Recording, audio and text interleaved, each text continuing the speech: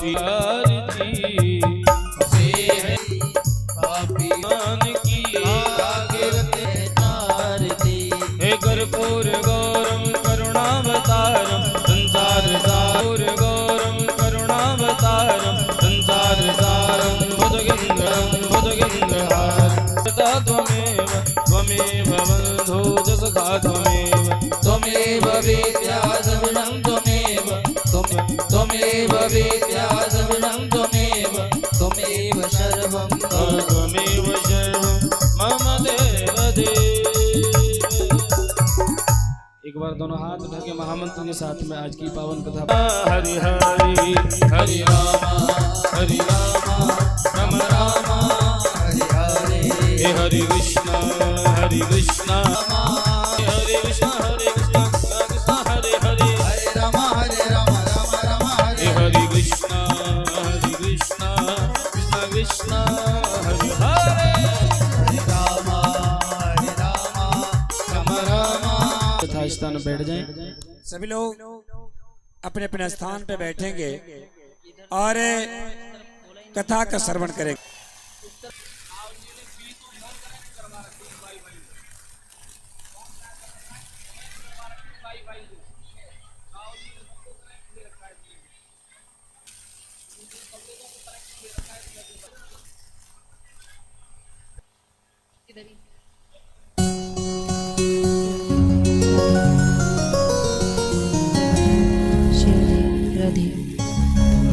जय राधे राधे शिव राधे जय राधे शिव जय राधे राधे जय श्री राम श्री राधे जय राधे राधे जय राधे श्री राधे जय श्री राम जय राधे जय श्री राम श्री राधे जय राधे राधे श्री राधे श्री राधे राधे जय राधे जय श्री राम जय हो राधा रानी सरकार की जय हरि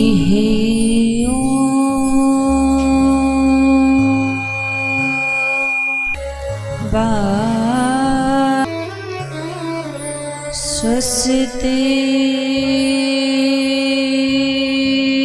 श्री अनघस्य लाकया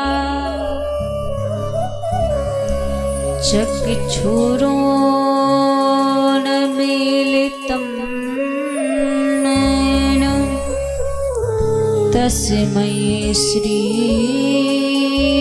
गुरु सच्चिदानंद रूपाय तापत्रय विनाशाय श्री जय नवल किशोर जय गोपी चित छोरी कथा कहूँ मति अनुसार प्रेम अजिए अजलता डार के सब बोलो महामंत्र बोलेंगे। हरे कृष्ण कृष्ण हरे राम हरे राम राज की जय हो यज्ञ नारायण भगवान की जय हो। आइए मन और वाणी सभी आज की परम पावन मंगलमय कथा में प्रवेश करेंगे। सभी धारे तो लाख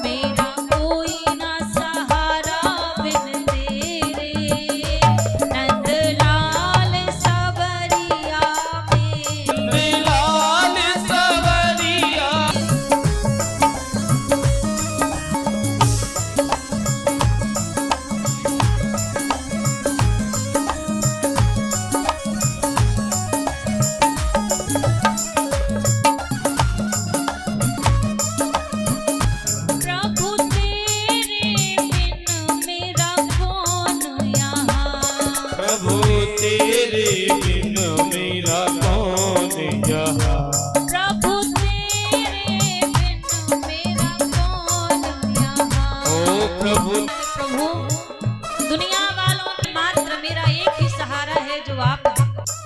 हर तमन्ना निचोड़ रखी है, जीवन की मैंने हर तमन्ना आपसे जोड़ दी है। इसलिए भक्त कह रहा है हर तमन्ना निचोड़ रखी है, डोर सांसों की जोड़ रखी है तेरी यादों की। प्रभु तेरे बिन मेरा कौन यहाँ, प्रभु तेरे बिन मेरा यहाँ प्रभु तेरे छोड़ मैं जाऊँ, मैं तो आन पबरिया मेरे। मैं तो आन पड़ी दर तेरे, नंदलाल सवरिया मेरे। मेरा कोई ना सहारा बिन तेरे, नंदलाल सवरिया मेरे। हे मेरा कोई न सहारा बिन तेरे, नंदलाल सवरिया मेरे। की बिहारी लाल की।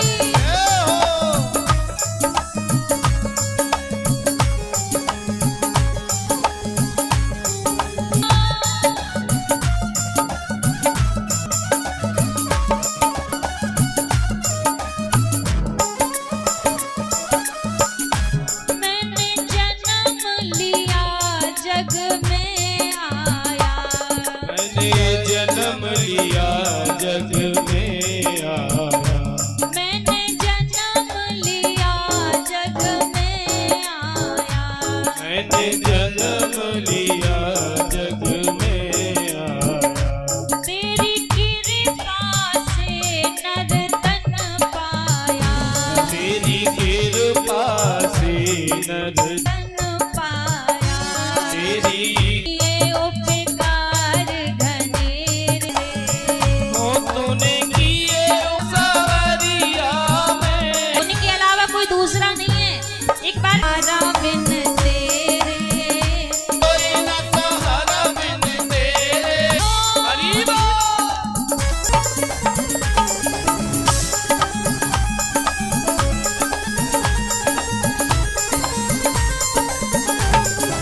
हरि बोल।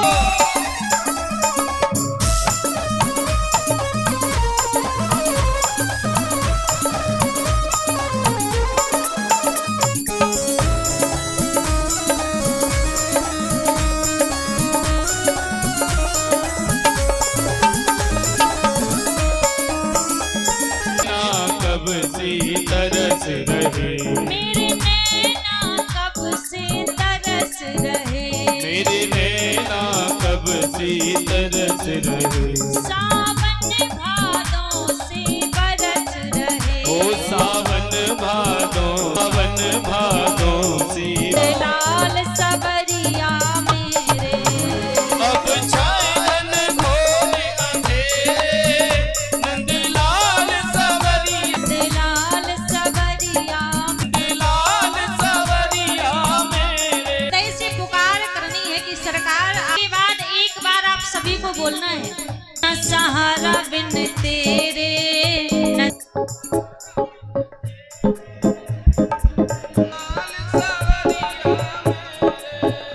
आवाज नहीं आ रही है, लग नहीं रहा है कि इतने लोग बैठे हैं। में कैसा संकोच है, कम से कम इतनी आवाज तो आए कि उनके कानों तक पुकार तो पहुंचनी चाहिए। उनको लगना चाहिए कि कोई मेरा भक्त मुझे पुकार रहा है।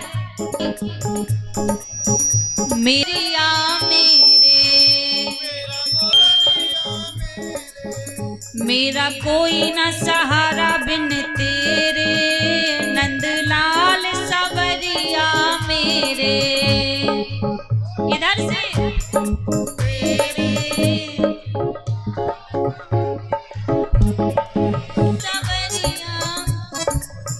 मेरा कोई ना कोई ना, मेरा कोई ना कोई ना, मेरा कोई ना सहारा बिन तेरे, नंदलाल सवरिया मेरे। मेरा कोई न सहारा बिन तेरे, नंदलाल सवरिया मेरे। मेरा कोई ना सहारा बिन तेरे,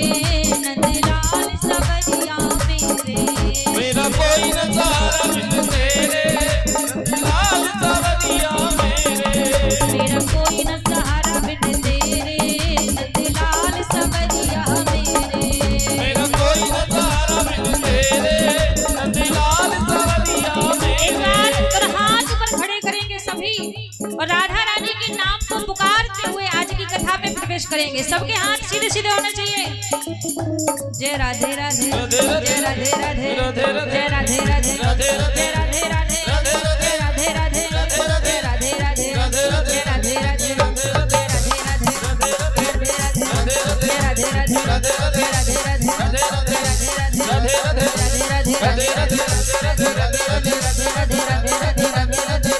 राधे जय राधे जय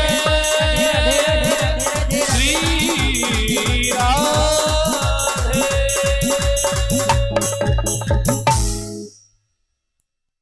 बोलिए बांके बिहारी लाल की जय हो राधा रानी सरकार की जय हो। मेरे परम आराध्य अकारण करुणा वरुणालय अनंत कोटि कल्पतरु अनंत बलवंत संत श्री हनुमंत लाल जी महाराज के चरणों में प्रणाम करते हुए समाज विद्युत समाज कथा में उपस्थित सभी भक्तजनों के हृदय में विराजित प्रणाम करते हुए आज की पावन कथा में हम आप सभी प्रवेश करेंगे। कल हम आप सभी ने बड़े ही धूमधाम से भगवान शंकर मां परम्बा माता पार्वती का विवाह उत्सव इसी प्रांगण में मनाया। कहते हैं यदि भगवान को जीवन में प्राप्त कर क्या बहुत ज्यादा पुण्य धर्म करने से मिलेंगे या साधना तपस्या करने से भगवान मिलेंगे या खूब व्रत नियम संयम करने से भगवान मिलेंगे? कैसे मिलेंगे प्रभु? कैसे मिलेंगे? ना ही कोई धर्म कर्म से मिलेंगे। ये तो व्यक्ति के लिए हमारी सनातन संस्कृति है कि साधन धर्म कर्म हमारे जीवन में होना चाहिए।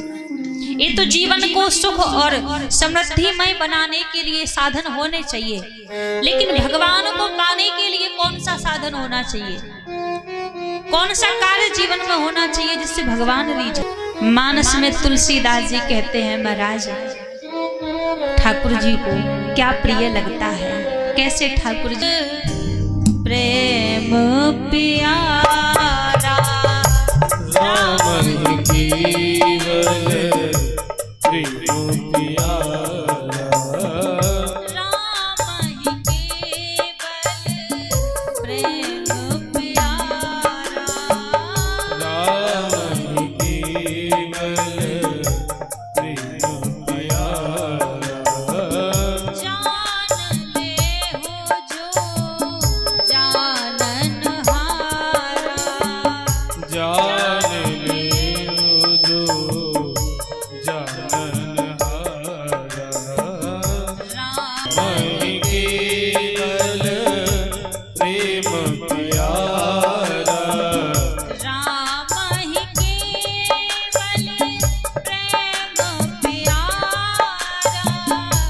राम केवल प्रेम प्यारा जान ले हो जो जाननहारा जान ले जो जाननहारा श्री राम जय जय राम श्री राम जय राम। भगवान को पाने के लिए क्या हृदय में होना चाहिए? किस साधन से प्रभु मिलेंगे? तो महाराज तुलसीदास जी मानस में कह रहे हैं राम ही केवल प्रेम प्यारा। भगवान को तो वो प्रेम प्यारा लगता है। और प्रेम कैसा हो भगवान से, तो भगवान नहीं मिलेंगे, भगवान प्राप्त नहीं होंगे। भगवान को निस्वार्थ भाव का प्रेम चाहिए, जिस प्रेम में कोई स्वार्थ ना, और जिसके हृदय में ऐसा निस्वार्थ प्रेम आ जाए, उसको बुलाना नहीं पड़ता भगवान को, भगवान खुद उसके पास को प्रिय है। प्रेम के बिना, अनुराग के बिना महाराज ठाकुर जी को कोई प्राप्त नहीं कर सकता, ठाकुर जी से कोई मिल नहीं सकता। और प्रेम किसके जीवन में है? बड़े बड़े जो संत हैं, जो भक्त हैं, जिन्होंने प्रेम करके राम जी को रिझाया है, राम जी को पाया। के मार्ग पर यदि आगे बढ़ रहे हो तो आपके पास कुछ हो या ना हो, लेकिन आपके हृदय में यदि प्रेम भरा हुआ है तो रघुनाथ जी आपको मिल जाएंगे। और यदि आपके हृदय में प्रेम नहीं है, आप खूब धर्म कर्म पूजा पाठ कर लो, भगवान आपको नहीं मिलेंगे। क्योंकि कल भी आपसे कहा था ना, लेकिन मेरे राम जी स्वभाव की सुंदरता से आकर्षित होते हैं, हृदय की सुंदरता से आकर्षित होते हैं कि आपका हृदय कैसा है, आपका मन कैसा है। उनको आपके चेहरे से, शरीर से कोई लेना देना नहीं है। इसलिए हृदय में प्रेम हो तो रघुनाथ जी दूर नहीं है। अच्छा एक बात बताओ, आप इतना तो आपको पता होगा, सबसे सुंदर गृहस्थ जीवन किसका है? गृहस्थ जीवन किसका है सबसे सुंदर? लक्ष्मी नारायण का। हाँ, जवाब आना चाहिए सबका। लक्ष्मी नारायण का नहीं, ब्रह्मा जी का। नारायण भगवान तो क्षीर सागर में निवास करते हैं। नारायण भगवान की सेवा में स्वयं लक्ष्मी मैया रहती हैं। धन दौलत जिनके चरणों की दासी है, आता है, सृष्टि के रचेता है, संसार को जिन्होंने बनाया, इनका जीवन भी सबसे सुंदर गृहस्थ जीवन नहीं है। तो महाराज फिर सबसे सुंदर गृहस्थ जीवन किसका है? पता है किसी को? नहीं पता? ध्यान दीजिए, ध्यान से सुनिए, सबसे सुंदर गृहस्थ जीवन किसका है? क्योंकि इस प्रसंग से ना, और माता पार्वती का, ये बात हम अपनी तरफ से नहीं कह रहे कि हम बना के कह रहे हो ना, मानस में लिखा है, मानसकार ने। परम रम्मा गिरी बर कैलासु, परम रम्मा गिरिवर कैलाश उमा सहित जेहि करत निवासु। उस कैलाश पर्वत पर उमा के संग, पार्वती मैया के संग महादेव निवास करते हैं। अब यहाँ पर बताया कि भगवान शंकर और माता पार्वती का गृहस्थ जीवन सबसे सुंदर। अब ध्यान दीजिएगा, कैलाश पर्वत पर कोई बहुत बड़ा महल नहीं बना है, कोई महल अटारी नहीं है। कैलाश पर्वत पर भगवान शंकर रहते हैं, इसलिए गृहस्थ जीवन सुंदर है। कैलाश पर्वत पर एक बट वृक्ष लगा हुआ है, उसी बट वृक्ष के नीचे भगवान शंकर रहते हैं, उसी बट वृक्ष के नीचे माता परम्बा मां पार्वती रहती है। फिर भी गृहस्थ जीवन सुंदर है। भगवान शंकर की सवारी क्या है? भगवान शंकर किसकी सवारी करते हैं? नंदी। और माता परम्बा की सवारी क्या है? मां परम्बा किसकी सवारी करती हैं? शेर की, सिंह की सवारी। कभी आपस में ही हो, कभी देखा जीवन में? कभी नहीं देखा। शेर को मौका मिलेगा तो कब बैल का भक्षण कर जाएगा पता नहीं लगेगा। लेकिन धन्य है, मामदी खड़ा रहता है, पर आपस में कोई बैर नहीं है। तो गृहस्थ जीवन सुंदर होने के पीछे वजह क्या है? इनके पास ऐसी कौन सी वस्तु है जिसके कारण इनका गृहस्थ जीवन सुंदर है? शास्त्रों में कहा है कि भगवान शंकर का गृहस्थ जीवन सुंदर है। बाबा नौगढ़ दानी है, बोले आप बसे वीराने में, खुद वीराने में रहते हैं, तो फिर क्यों इनका गृहस्थ जीवन सुंदर है? आज जान लीजिए महाराज, गृहस्थ जीवन रुपया पैसा धन दौलत से सुंदर नहीं होता। भगवान शंकर आपस में प्रेम है और प्रेम के कारण ही इनका गृहस्थ जीवन सुंदर है। गृहस्थ जीवन सुंदर बनाने के लिए प्रेम होना आवश्यक है। मान लो खूब आपके घर में खूब महल अटारी बने हैं, खूब धन कैसे चलेगा? अच्छा, आज हम अपने बेटा या बेटी का विवाह करने के लिए जाते हैं। आप बेटी के लिए रिश्ता ढूंढने के लिए जाओगे तो क्या देखते हो आप? जब रिश्ता ढूंढने के लिए जाओगे तो यही देखोगे। लेकिन एक बात आपसे कहें, ये चीज तो भाग्य में होगी तो स्वाभाविक मिल जाएगी, और भाग्य में नहीं भी होगी ना तो मिला हुआ लौट के चला जाएगा। आप अपनी बेटी के लिए जब घर वर ढूंढने के लिए जाओ ना, अवश्य उस घर में देखिएगा जिस घर में आप अपनी रहते हैं, प्रेम से रहते हैं या नहीं रहते हैं, आपस में एक दूसरे में प्रेम है या नहीं है। क्योंकि प्रेम नहीं होगा ना तो चार कमरों में बंद आप रुपया पैसा धन दौलत चीज देखना कि जिस लड़के के साथ आप अपनी है या नहीं, नारी का सम्मान करना जानता है, जीवन पर्यंत आपकी बेटी को अर्धांगिनी बनाकर नहीं रखेगा, घर में काम वाली समझ कर ही रखेगा कि आई है तो करती रहे। और जो माताएं बहनें बैठी हैं ना, उनसे भी कहूंगी जो सुन रही है, आप भी अपने बेटे को माँ खा पाओ इतना अपने बच्चों को अवश्य सिखा कैसे किया जाता है। यदि वो नारी का सम्मान करना जानता होगा ना तो अपने आप को अपना गृहस्थ जीवन संभाल लेगा, बना लेगा। तो गृहस्थ जीवन सुंदर बनाने के लिए धन दौलत वैभव रुपया की जरूरत नहीं है महाराज।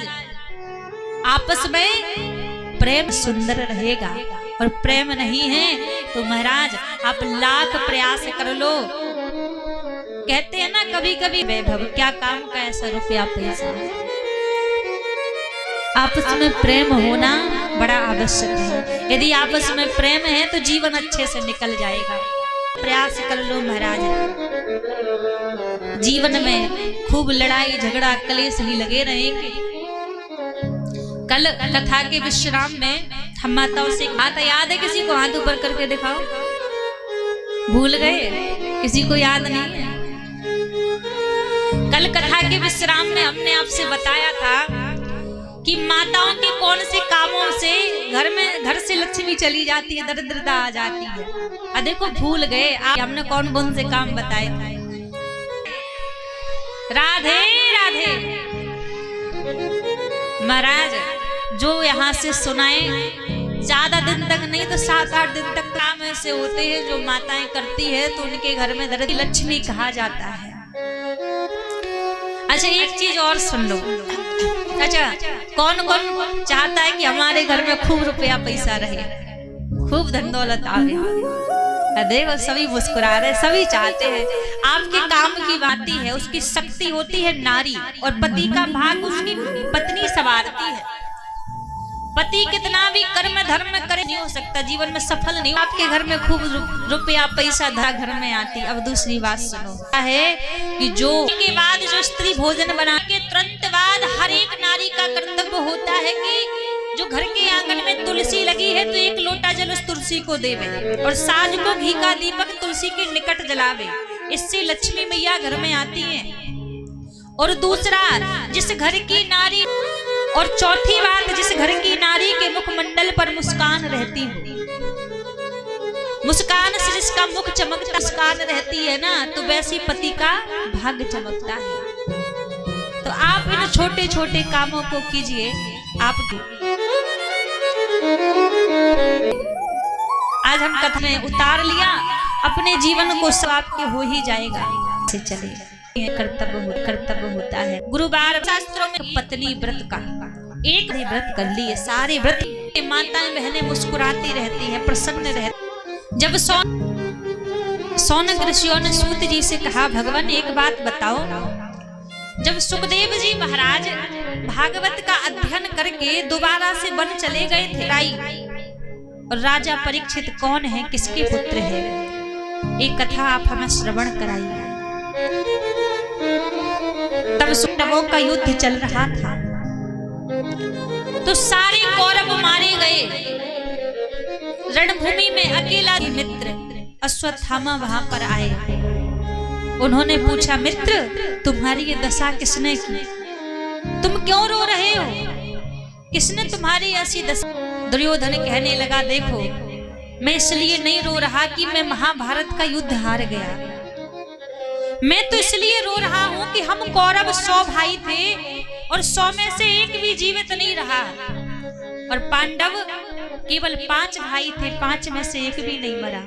यदि 5 में से एक भी मर जाए तो मैं हंसते हंसते अपने प्राण त्याग दूंगा। दुर्योधन कहने लगा, मित्र कहना तो आसान है, कहना सरल है, लेकिन करना उतना ही कठिन है। जब हम 100 भाई ये काम ना कर सके तुम अकेले कैसे करोगे। अश्वत्थामा ने कहा, ऐसी बात है, तुम चिंता मत करो, मैं अभी जाता हूं और 5 को मार कर आऊंगा। रात्रि का समय था, 5 पांडव सो रहे थे। अर्धरात्रि में अर्जुन की नींद खुली तो देखो महाराज, अर्जुन ने क्या देखा, स्वयं द्वारिकाधीश भगवान श्री कृष्ण लाठी लेकर पहरा दे रहे हैं, सोए नहीं रात्रि में। अर्जुन ने कहा, हे केशव, अर्धरात्रि हो गई, आपको नींद नहीं आई, आप सोए नहीं। भगवान कहने लगे, अर्जुन तुम्हें इसी बात की चिंता नहीं है। अब यहाँ पर देखो, अर्जुन समझ गए कि भगवान को मेरी चिंता हो रही है। अर्जुन ने कह दिया, मुझे अपनी चिंता नहीं है। क्यों? क्योंकि अर्जुन ने अपने जीवन की डोरी भगवान के हाथ में सौंप रखी है। हमें आपको तो बड़ी चिंता होती है जीवन में, हम तो छोटी छोटी बात की चिंता लेकर बैठ जाते हैं। क्यों? क्योंकि हम अपने जीवन के मालिक खुद बने बैठे हैं।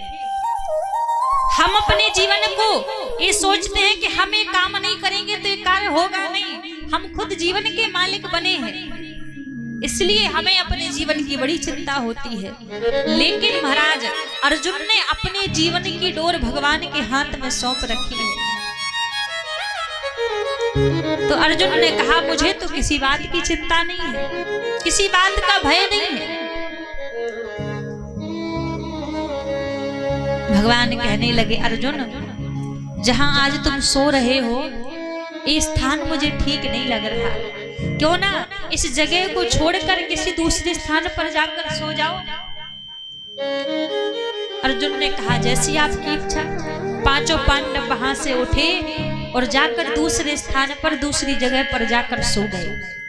अब जो पांडवों के पुत्र थे वो बिल्कुल पांडवों की तरह ही दिखते थे। पांडव पुत्र आए और पांडवों के स्थान पर जाकर सो गए। रात्रि का समय था, चारों ओर घनघोर अंधेरा था। अश्वत्थामा रात्रि में आया, 5 को पांडव समझ के 5 के शीश काट कर ले गया, 5 को मार दिया और शीश काट कर दुर्योधन के पास ले गया। कहा, मित्र देख, तुमने कहा था कि एक पांडव को मार कर आना, एक नहीं मैं 5 को मार कर आया हूं, मैंने 5 को मार दिया। दुर्योधन बोला, विश्वास नहीं होता कि तुमने 5 को मार दिया। अश्वत्थामा ने कहा, मुझे पता था तुम विश्वास नहीं करोगे, इसलिए मैं साथ में 5 के शीश लेकर आया हूं। और जैसी महाराज प्रकाश में 5 के शीश देखे तो महाराज वो पांडव नहीं थे, वो तो पांडव पुत्र थे। दुर्योधन कहने लगा, तुमने अच्छा नहीं किया, अब तो मेरे वंश में तुमने कोई पानी देने वाला भी नहीं छोड़ा है। पांडव पुत्र थे, उनको भी तुमने मार दिया। अब जैसे ही कहा, भोर की बेला हुई, यहाँ पर आज बड़ी देर हो गई। द्रौपदी ने देखा कि आज अभी तक मेरे पुत्र जागे नहीं, क्या बात है। और जैसे ही देखा कि अभी तक मेरे पुत्र नहीं जागे, भी नहीं है, रक्त की धार बह रही है, चिल्लाने लगी, रोने लगी। महाराज हजारों लोगों की भीड़ लग गई, रुदन कर रही है। माता शिशुनम अपने बच्चों को मरा देखकर मृत अवस्था में पड़े हैं, विलाप कर रही है। द्रौपदी रो रही है, विलाप कर कर कहती है, महाराज मेरे पुत्रों ने किसी का क्या बिगाड़ा था जो मेरे पुत्रों को मार दिया। यदि इतना ही बैर था तो आते आकर मेरे पांच इतने बलशाली पति हैं, मेरे पतियों के साथ युद्ध करते। मेरे इन बच्चों ने क्या बिगाड़ा था, रुदन कर रही है। अब महाराज जरा विचार करो, किसी एक माँ का एक पुत्र यदि उसकी आंखों के सामने मृत्यु को प्राप्त हो जाए तो उस माँ के हृदय पे कितनी पीड़ा होती है, उस माँ के हृदय में कितना कष्ट होता है। अब जरा सोचो, द्रौपदी के सामने तो उसके 5 पुत्र मरे पड़े हैं, रो रही है, विलाप कर रही है, क्योंकि जानते हैं दुनिया वाले आपसे कितना ही प्रेम क्यों ना कर ले, कितना ही प्रेम क्यों ना दिखा ले, लेकिन उनके प्रेम में कोई ना कोई स्वार्थ रहता है, कोई ना कोई मतलब रहता है। महाराज जीवन में एक माँ बाप का प्रेम बच्चों के लिए ऐसा होता है जिसमें कोई मतलब नहीं होता, जिसमें कोई स्वार्थ नहीं होता। माँ के प्रेम में कोई स्वार्थ नहीं है, कोई मतलब से माँ प्रेम नहीं करती। एक बाप बाल अवस्था से लेकर युवावस्था तक बच्चे का जीवन संवारता है, उसका कोई स्वार्थ थोड़ी ना है तुमसे, कोई मतलब थोड़ी ना है, निस्वार्थ प्रेम करते हैं। आज लोग कहते हैं ना, आज के समय में महाराज कि पहला प्यार भुलाया नहीं जाता, जिससे पहला प्यार हो जाए तो पहला प्यार भुलाया नहीं जाता। उन लोगों से कहेंगे महाराज फिर जब तुमने नेत्र खोले थे ना तो सबसे पहले नेत्र भर के तुमने अपनी माँ को देखा था, तो पहला प्यार तो तुम्हारी माँ हुई, फिर तुम बड़े होकर उस पहले प्यार को अपनी माँ को क्यों भुला देते? पहला प्यार तो तुम्हारी माँ है ना, फिर माँ को क्यों भुला देते? जीवन में कोई कितना आपका अपना हो जाए, कितना सगा हो जाए, माँ बाप की तरह नहीं हो सकता, माँ बाप का स्थान नहीं ले सकता कभी भी।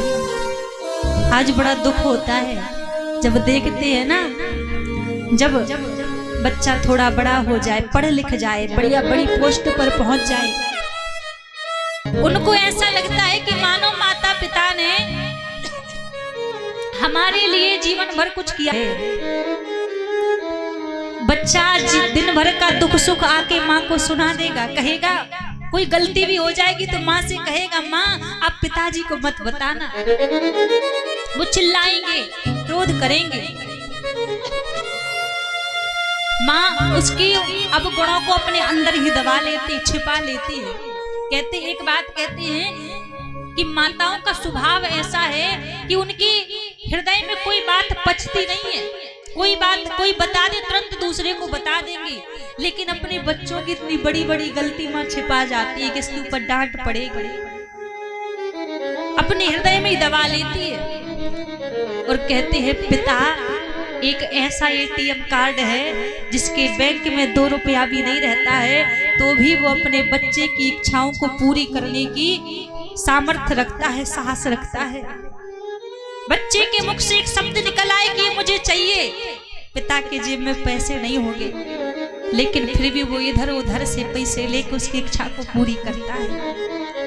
वो बालक बड़े होकर कहते हैं कि माता पिता ने मेरे लिए क्या किया है।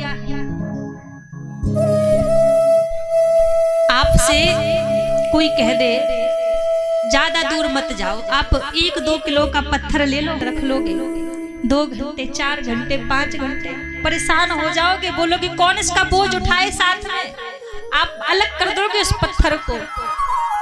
लेकिन धन्य है वो माँ, 1 दिन नहीं 2 दिन नहीं 4 दिन नहीं 9 महीने आपका दिक्कत को वो सहती है।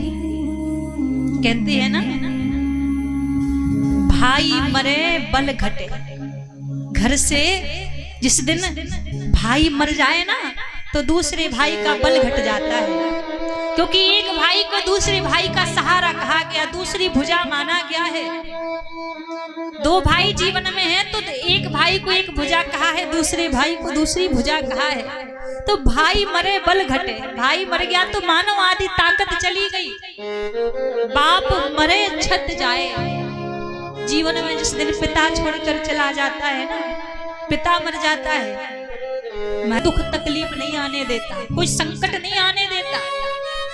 और जिस दिन पिता छोड़कर जाता है, मानो दुखों का माँ जाए जग सूनो हो जाए। जिस दिन माँ छोड़कर जाती है उस दिन पूरा संसार, पूरा जग सूना हो जाता है, फिर कोई किसी का नहीं है। जब तक माँ घर में है तब तक मानो संसार की सारी खुशी आपके पास में है। आप दुनिया के सबसे धनवान व्यक्ति हैं यदि आपके घर में आपके माता पिता बैठे हैं, प्रसन्न हैं आपके माता पिता। माता पिता की तरह हमारे लिए कोई नहीं कर सकता जीवन में जितना वो हमारे लिए करते हैं। वही बच्चे बड़े होकर कहते हैं, आपने क्या कर दिया मेरे लिए, आपने क्या हमारे लिए किया है। एक बात हमेशा याद रखना, माँ के प्रेम में और पत्नी के प्रेम में बहुत अंतर होता है। पत्नी अपनी जगह पर है, माँ अपनी जगह पर है। जब एक नारी, एक माँ एक बच्चे को जन्म देती है ना, तो अपनी सुंदरता का त्याग कर देती है एक संतान को जन्म देने पर। लेकिन धिक्कार है ऐसी संतान पर। शर्म आती है कि वही संतान एक सुंदर बीबी के, पत्नी के आ जाने से। आप खूब 4 धाम की यात्रा करो, आप सोचो भगवान प्रसन्न हो जाएगा। गलत, लेकिन घर में बैठे यदि माता पिता आपके दुखी है तो आपको 4 धाम की यात्रा का फल नहीं मिलेगा। और आप भले ही 4 धाम की यात्रा करने के लिए ना जा पाओ, आप घर में बैठे माता पिता के चरणों की सेवा करो तो वहीं आपको 4 धाम की यात्रा का फल मिल जाए। देखो, हमारे सनातन धर्म में विशेष 4 धाम की यात्रा ही कही गई है कि 4 धाम की यात्रा जीवन में व्यक्ति को एक बार अवश्य करनी चाहिए। आज व्यासपीठ से आपको बताऊं, 2 माँ के चरण और 2 एक पिता के चरण, वही तो जीवन के 4 धाम है। आप 4 धाम वहां जा पाओ ना जा पाओ, पर माँ बाप की आपने सेवा कर ली ना तो 4 धाम का फल आपको वही मिल जाएगा। एक माँ बाप आपसे मांगते क्या है? वृद्धावस्था में तन पर 2 कपड़े मांगते हैं और बस 2 रोटी आपसे मांगते हैं, और कुछ उनकी इच्छा नहीं रहती कि आप खूब उनके लिए दीजिए।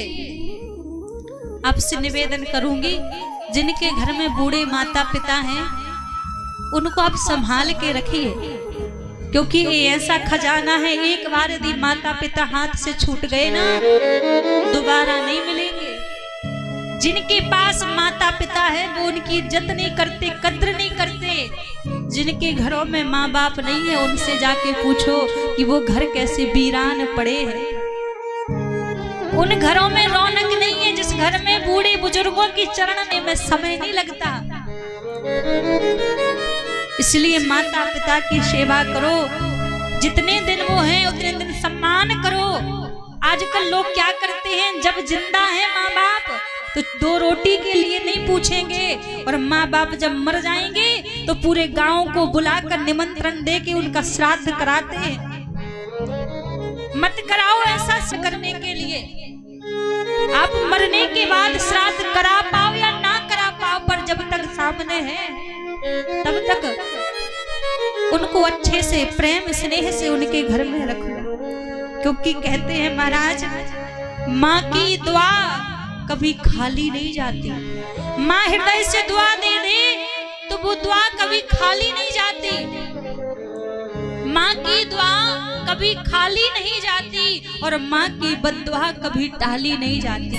माँ यदि बद्दुआ दे दे तो आप कितने सुख में रह लोगे, आपको शांति नहीं मिलेगी वहां पर भी, क्योंकि माँ बाप की तरह महाराज कोई नहीं है। माँ की तरह स्नेह करने वाला जीवन में कोई नहीं है। तो तू कितनी अच्छी है, तू कितनी भोली है। माँ का जो स्वरूप हो मंदिर में आप दर्शन करने के लिए आ रहे, खूब माँ से आप विनती प्रार्थना कर रहे हैं। वो माँ जो यहाँ बैठी है वो तभी आपके ऊपर कृपा करेगी जब आपके घर में जो आपकी माँ बैठी है, जब आप उसकी सेवा करोगे, जब आप उसको प्रसन्न रखोगे, तभी वो माँ प्रसन्न होगी। आप उस माँ को प्रसन्न करो, घर की माँ को गाली दो, चिल्लाओ, घर से बाहर निकालो, वो माँ कभी प्रसन्न नहीं होगी। पहले घर की माँ को मनाओ, क्योंकि माँ की तरह इस संसार में प्रेम करने वाला दूसरा कोई नहीं होता है। किसी और की नहीं, हम अपनी बताएं, किसी और की बात कहेंगे तो भाई शायद बेईमानी से कह दें, पर अपनी बात कभी व्यक्ति बेईमानी से नहीं कह सकता। हम लोगों को सेवा दी है ना भगवान ने, दूर दूर जाने की, कथा की सेवा में दूर दूर रहते हैं। एक माँ ऐसी होती है ना, रात्रि में 12 भी बज रहे होंगे तो पहले फोन करके पूछेगी, बेटा भोजन कर लिया, पेट भर के पा लिया, ठीक तो हो। तभी जब तक भोजन नहीं करेगी तब तक यहाँ से बोलना दे कि हमने भोजन कर लिया। जब दूर दूर से लौट के घर जाते हैं ना, रात भर बैठ के इंतजार करती, सोती नहीं है, बच्चे आ रहे होंगे, लौट के आ रहे होंगे। तो माँ की तरह कोई संसार में प्रेम नहीं कर सकता।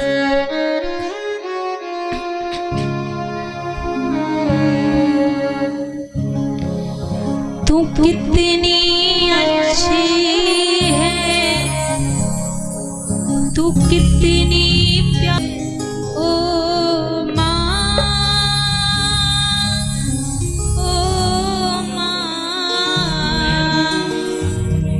ओ तू कितनी अच्छी है, तू कितनी प्यारी है, वो प्यारी प्यारी है। ओ माँ, ओ माँ, ओ माँ, ओ माँ। तू कितनी अच्छी है, तू कितनी भोली है, प्यारी प्यारी है।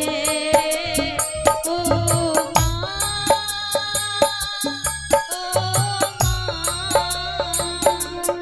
ओ माँ,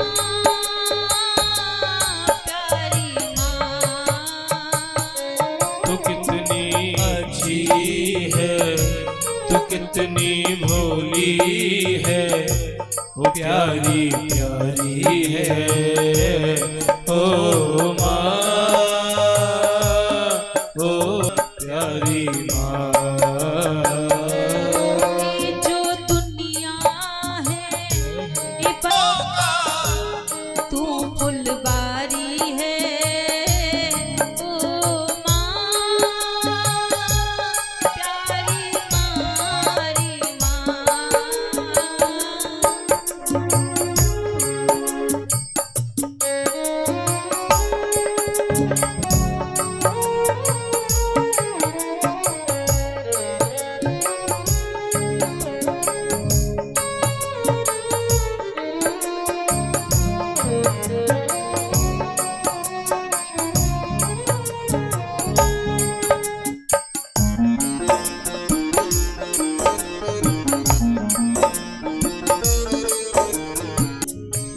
दुखन लागी है माँ तेरी अखियाँ, दुखन लागी है माँ तोरी अखियाँ, दुखन लागी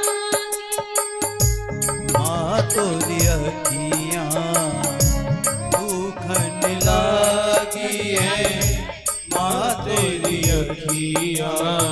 मेरे लिए जागी है तू माँ सारी सारी रतियाँ। ओ मेरे लिए जो जागी है सारी सारी रतियाँ। कहते हैं महाराज, जब बालक छोटा सा होता है ना, गला पकड़ रहा है माई को,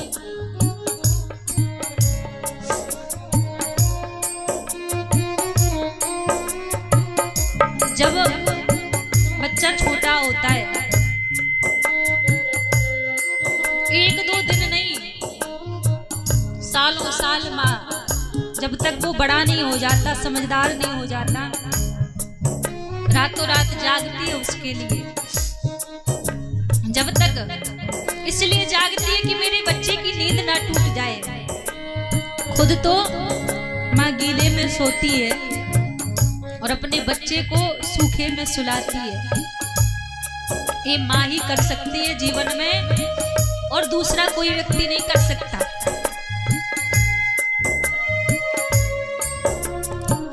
दुखन लागी है माँ तेरी अखियाँ, दुखन लागी है माँ तेरी अखियाँ, मेरे लिए जागी है तू, रतियाँ मेरी निंदिया पे अपनी निंदिया भी, मेरी निंदिया पे अपनी निंदिया भी, तूने बारी है ओ माँ,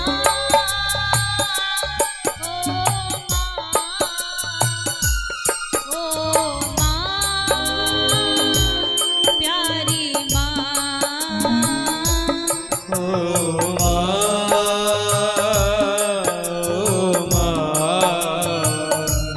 प्यारी माँ, ओ माँ।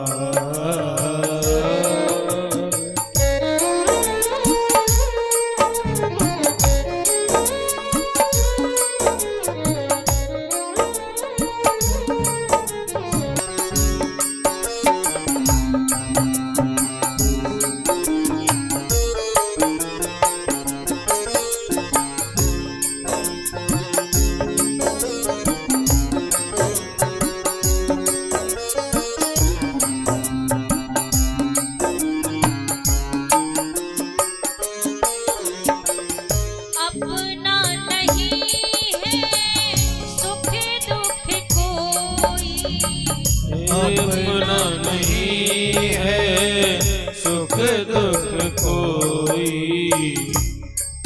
माँ अपने किसी सुख को नहीं देखती। अपना नहीं है सुख दुख कोई, तू मुस्काया मैं मुस्काई, यदि बालक लग जाती है।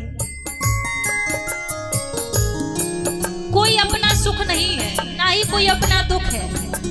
माँ के जीवन में जो सुख दुख होता है केवल अपने बच्चे का होता है, कि मेरा बालक कैसे भी करके प्रसन्न रहे। अपने दुख से दुखी नहीं होती, अपने सुख से खुश भी नहीं होती, बच्चे के दुख से दुखी हो जाती है, और बच्चे को खुशी देखकर प्रसन्न देखकर माँ प्रसन्न हो जाती है।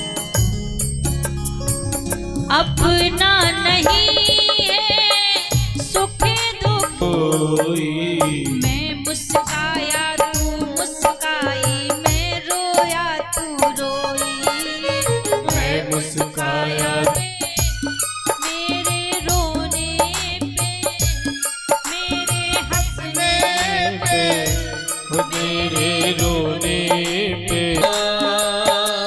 ओ माँ, ओ माँ, प्यारी माँ, तू कितनी अच्छी है, तू कितनी भोली है, ओ माँ, प्यारी माँ।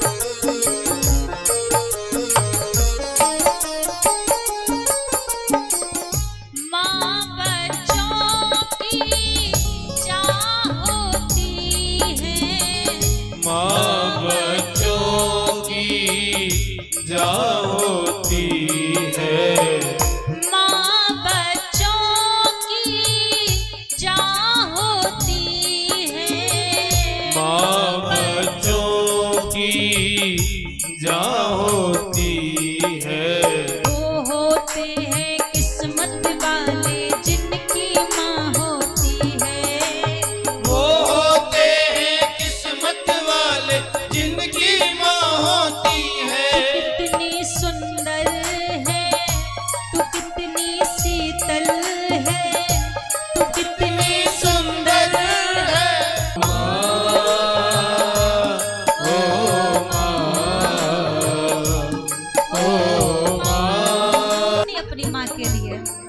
देखो माँ कैसे भी हो लेकिन अपने बच्चों के लिए तो माँ प्यारी होती है। जरा हाथ ऊपर खड़े करके सभी कहिए, तू कितनी अच्छी है, तू कितनी भोली है। ओ माँ, ओ माँ, प्यारी माँ,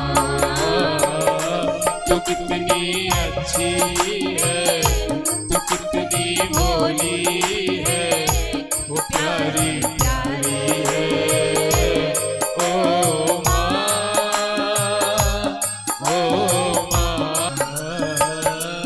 कितनी अच्छी है, तू कितनी भोली है, वो प्यारी प्यारी है। ओ माँ, ओ माँ, ओ माँ, ओ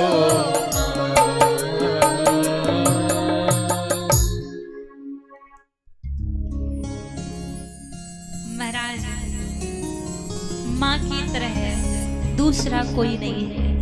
तेरी तुलना किससे करूं माँ, तुझसा और न कोई। संसार में कोई व्यक्ति ये नहीं चाहता कि आप जीवन में आगे बढ़ो।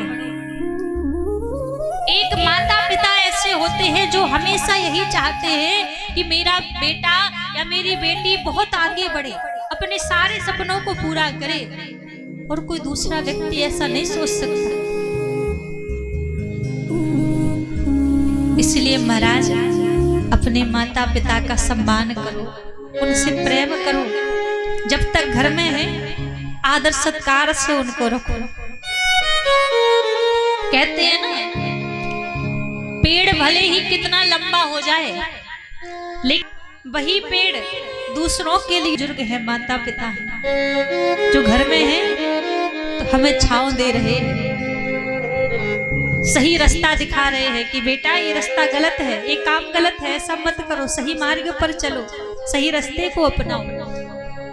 ये माता पिता सिखाते हैं। आज जब द्रौपदी ने देखा 5 बच्चे मरे पड़े हैं, रुदन कर रही है, इसने भी थामा को देख, ये तेरे पुत्रों का हत्यारा है।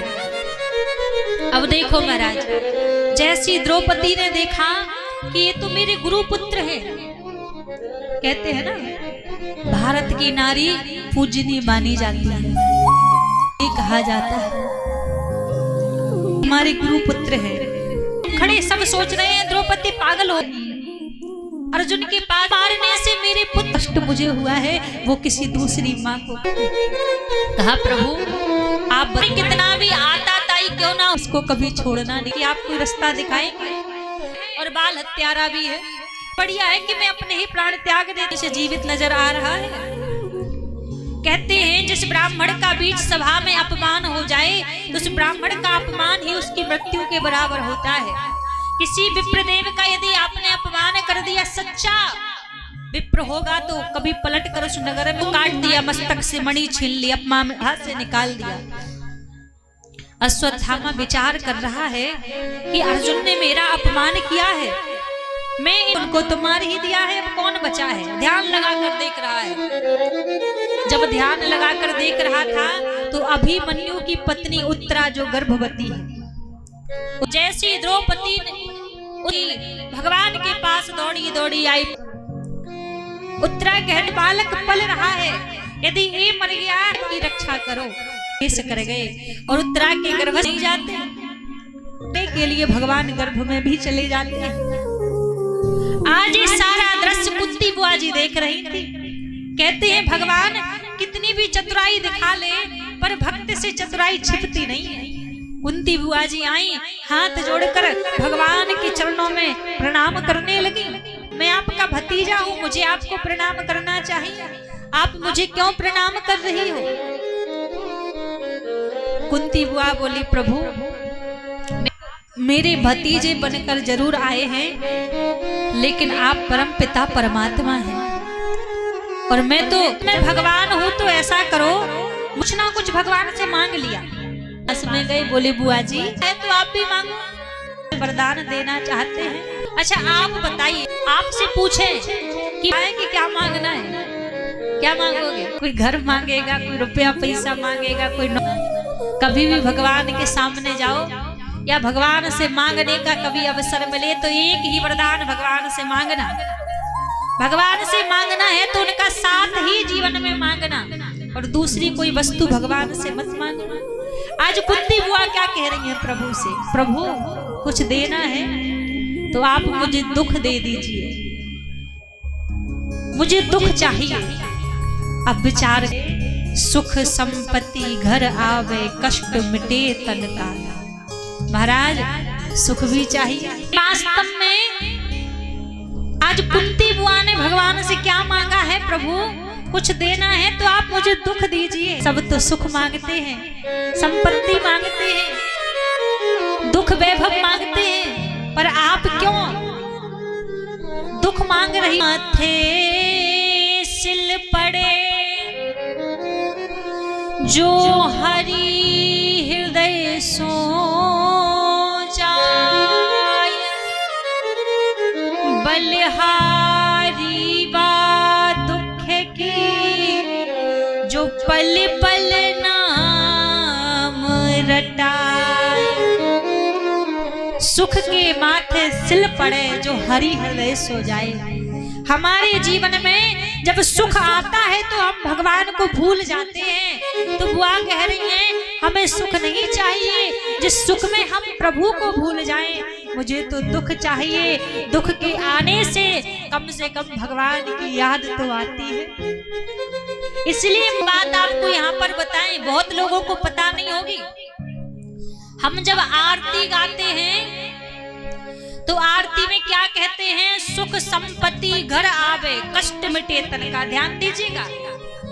लेकिन यहाँ पर जो ये संपत्ति शब्द तो आज लोगों ने जोड़ दिया है कि महाराज हमें संपत्ति चाहिए, लेकिन संपत्ति के शब्द की जगह पर कौन है, कष्ट मिटे तन का, शुद्ध बुद्धि मांगा करते थे। लेकिन आजकल के लोग तो कहते हैं सुख संपत्ति घर आवे। सद्बुद्धि नहीं चाहिए, सम्मति नहीं चाहिए, संपत्ति चाहिए महाराज। जब सम्मति सद्बुद्धि होगी तो अपने आप मन भगवान की ओर बढ़ेगा। पर हम सम्मति मांगते नहीं, हम तो संपत्ति मांगते हैं। पर कुंती बुआ का मांगना देखो, प्रभु मुझे सुख नहीं, दुख नहीं दिया कुंती बुआ को। लेकिन जो कुंती बुआ का वास्तविक भाव था भगवान से मांगने का, वो वस्तु आज यहाँ पर भगवान ने कुंती बुआ को दे दी। कुंती बुआ का भाव तो यही था कि जीवन पर्यंत मुझे भगवान का साथ मिल जाए, तो भगवान ने वही साथ दे दिया। आइए 2 मिनट हम भी मिलकर भगवान का साथ मांगते हैं। शायद जैसी कुंती बुआ के ऊपर प्रभु ने कृपा की है, हमारे ऊपर भी कृपा करें और हमें भी भगवान का साथ मिल जाए। आप ठाकुर जी के दरबार में बैठे हो, एक ही बात ठाकुर जी से कहो, सरकार दुनिया की चीज नहीं चाहिए, देना हो तो एक ही वस्तु हमें दे दो, वरना कुछ नहीं चाहिए। क्या मांगना क्या है? मेरे सर पर रख गिरधारी, मेरे सर पर रख बनवारी, अपने दोनों हाथ सीधे सीधे हाथ करके मांगेंगे। क्या हाथ ऊपर कीजिए जल्दी जल्दी।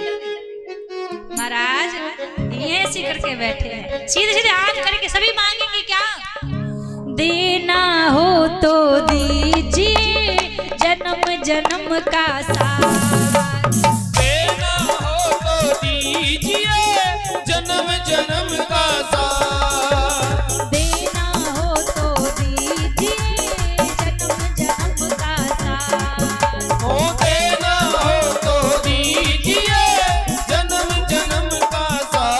मेरे सर पर रख गिरधारी, मेरे सर पर रख गिरधारी, मेरे सर पर रख बनवारी, मेरे सर पर रख बनवारी, अपने दोनों हाथ, जय देना हो तो दीजिए जन्म जन्म का साथ, हो देना हो तो दीजिए जन्म जन्म का साथ।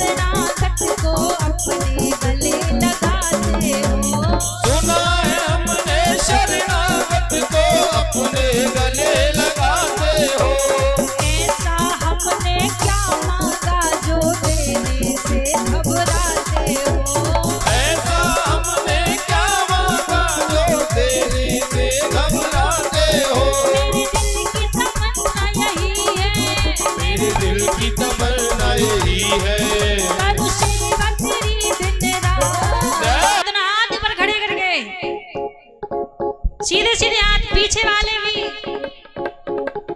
देना हो तो दीजिए जन्म जन्म का साथ।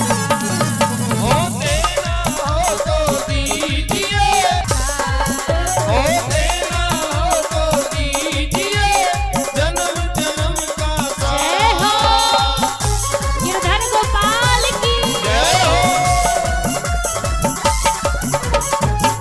आके हरिराज की। जय हो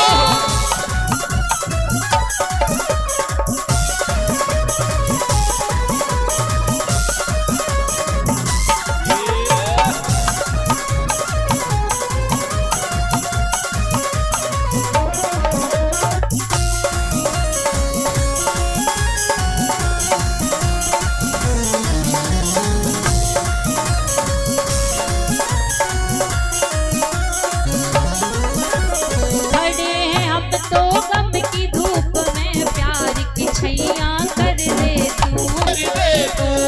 खड़े हैं हम तो गम की धूप में, प्यार की छैया कर दे तू। खड़े हैं हम तो गम की धूप में, प्यार की छैया कर दे तू। बिन माझी के नाव चले ना अब पतवार पकड़ ले तू, बिन बिन माझी के नाम चले ना अब पतवार पकड़ ले तू। मेरा रस्ता रोशन का रोशन कर दे। छाई अंधियारी रात। देना हो तो दीजिए जन्म का साथ देना हो देना हो तो दीजिए जन्म जन्म का साथ। ऐसे नहीं है।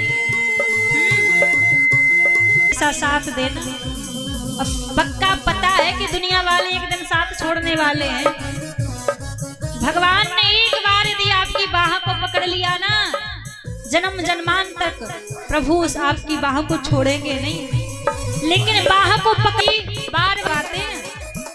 एक बात बताओ, कोई व्यक्ति किसी नदी या तालाब में डूब रहा हो तो बचाने के लिए दूसरे व्यक्ति को कैसे बुलाएगा?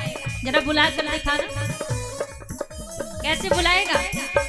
एक मैया कर रही है उसे, यदि तालाब में डूब जाए तो कैसे बुलाओगे? यदि डूबोगे ना तो दोनों हाथ ऊपर करके तो बुलाओगे कि भैया आके बचा लो, या फिर ऐसे बुलाओगे इशारा आ जाओ, बैठे इंतजार कर रहे हैं आपका कि बचाने के लिए आ रहे हैं। हाँ, हाथ ऊपर करके तो बुलाओगे। जब किसी नदी तालाब में डूबने के लिए डूब जाते हो तो दुनिया वालों को इशारा करके बुलाना पड़ता है कि भैया बचा लो आके। तो जरा सोचो, संसार रूपी भवसागर में डूब रहे हैं, इस माया जाल में डूबे जा रहे हैं, और ऐसे बैठे बैठे भगवान को पुकार रहे हैं प्रभु साथ दे दो। भगवान साथ देंगे? कभी नहीं देंगे। कम से कम उनकी ओर हाथ ऊपर करके इशारा तो करो कि प्रभु बहुत भाई, आधी गई आधो बीती जाए, आधी निकल गई, थोड़ा सा जीवन बचा, अब तो कम से कम संभाल लो, अब तो प्रभु साथ दे दो। तो हाथ ऊपर खड़े करके पुकारना, सभी सीधे सीधे हाथ। देना हो तो दीजिए जन्म जन्म का साथ। देना हो तो दीजिए जन्म जन्म का साथ। सावरे सरकार की।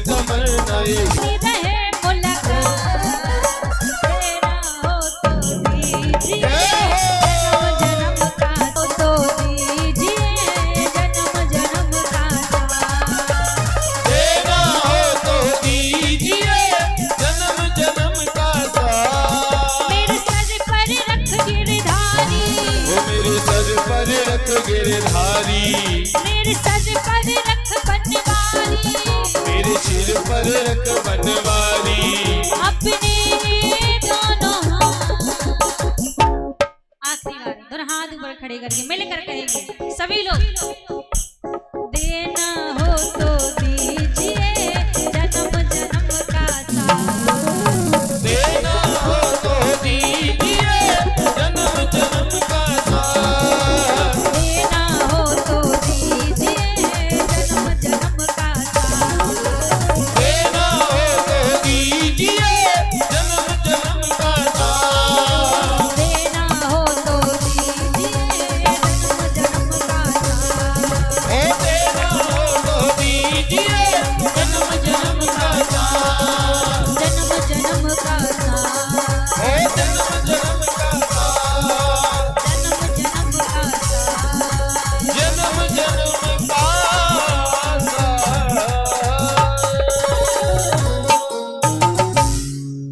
देना हो तो दीजिए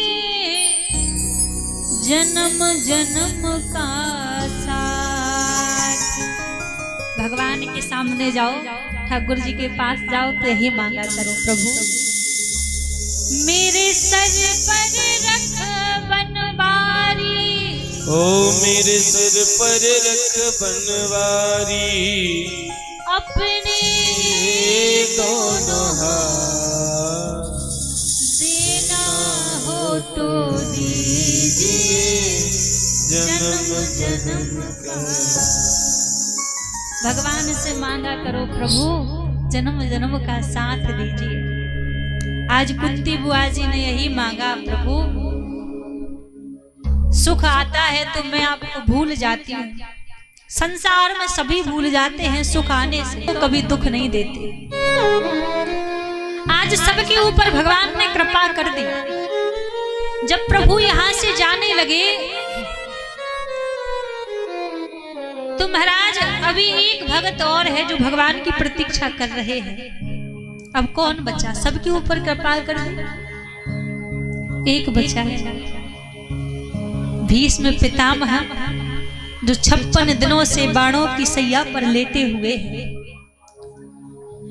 इच्छा मृत्यु का वरदान है कि मैं कभी भी अपने प्राण को छोड़ सकता हूं,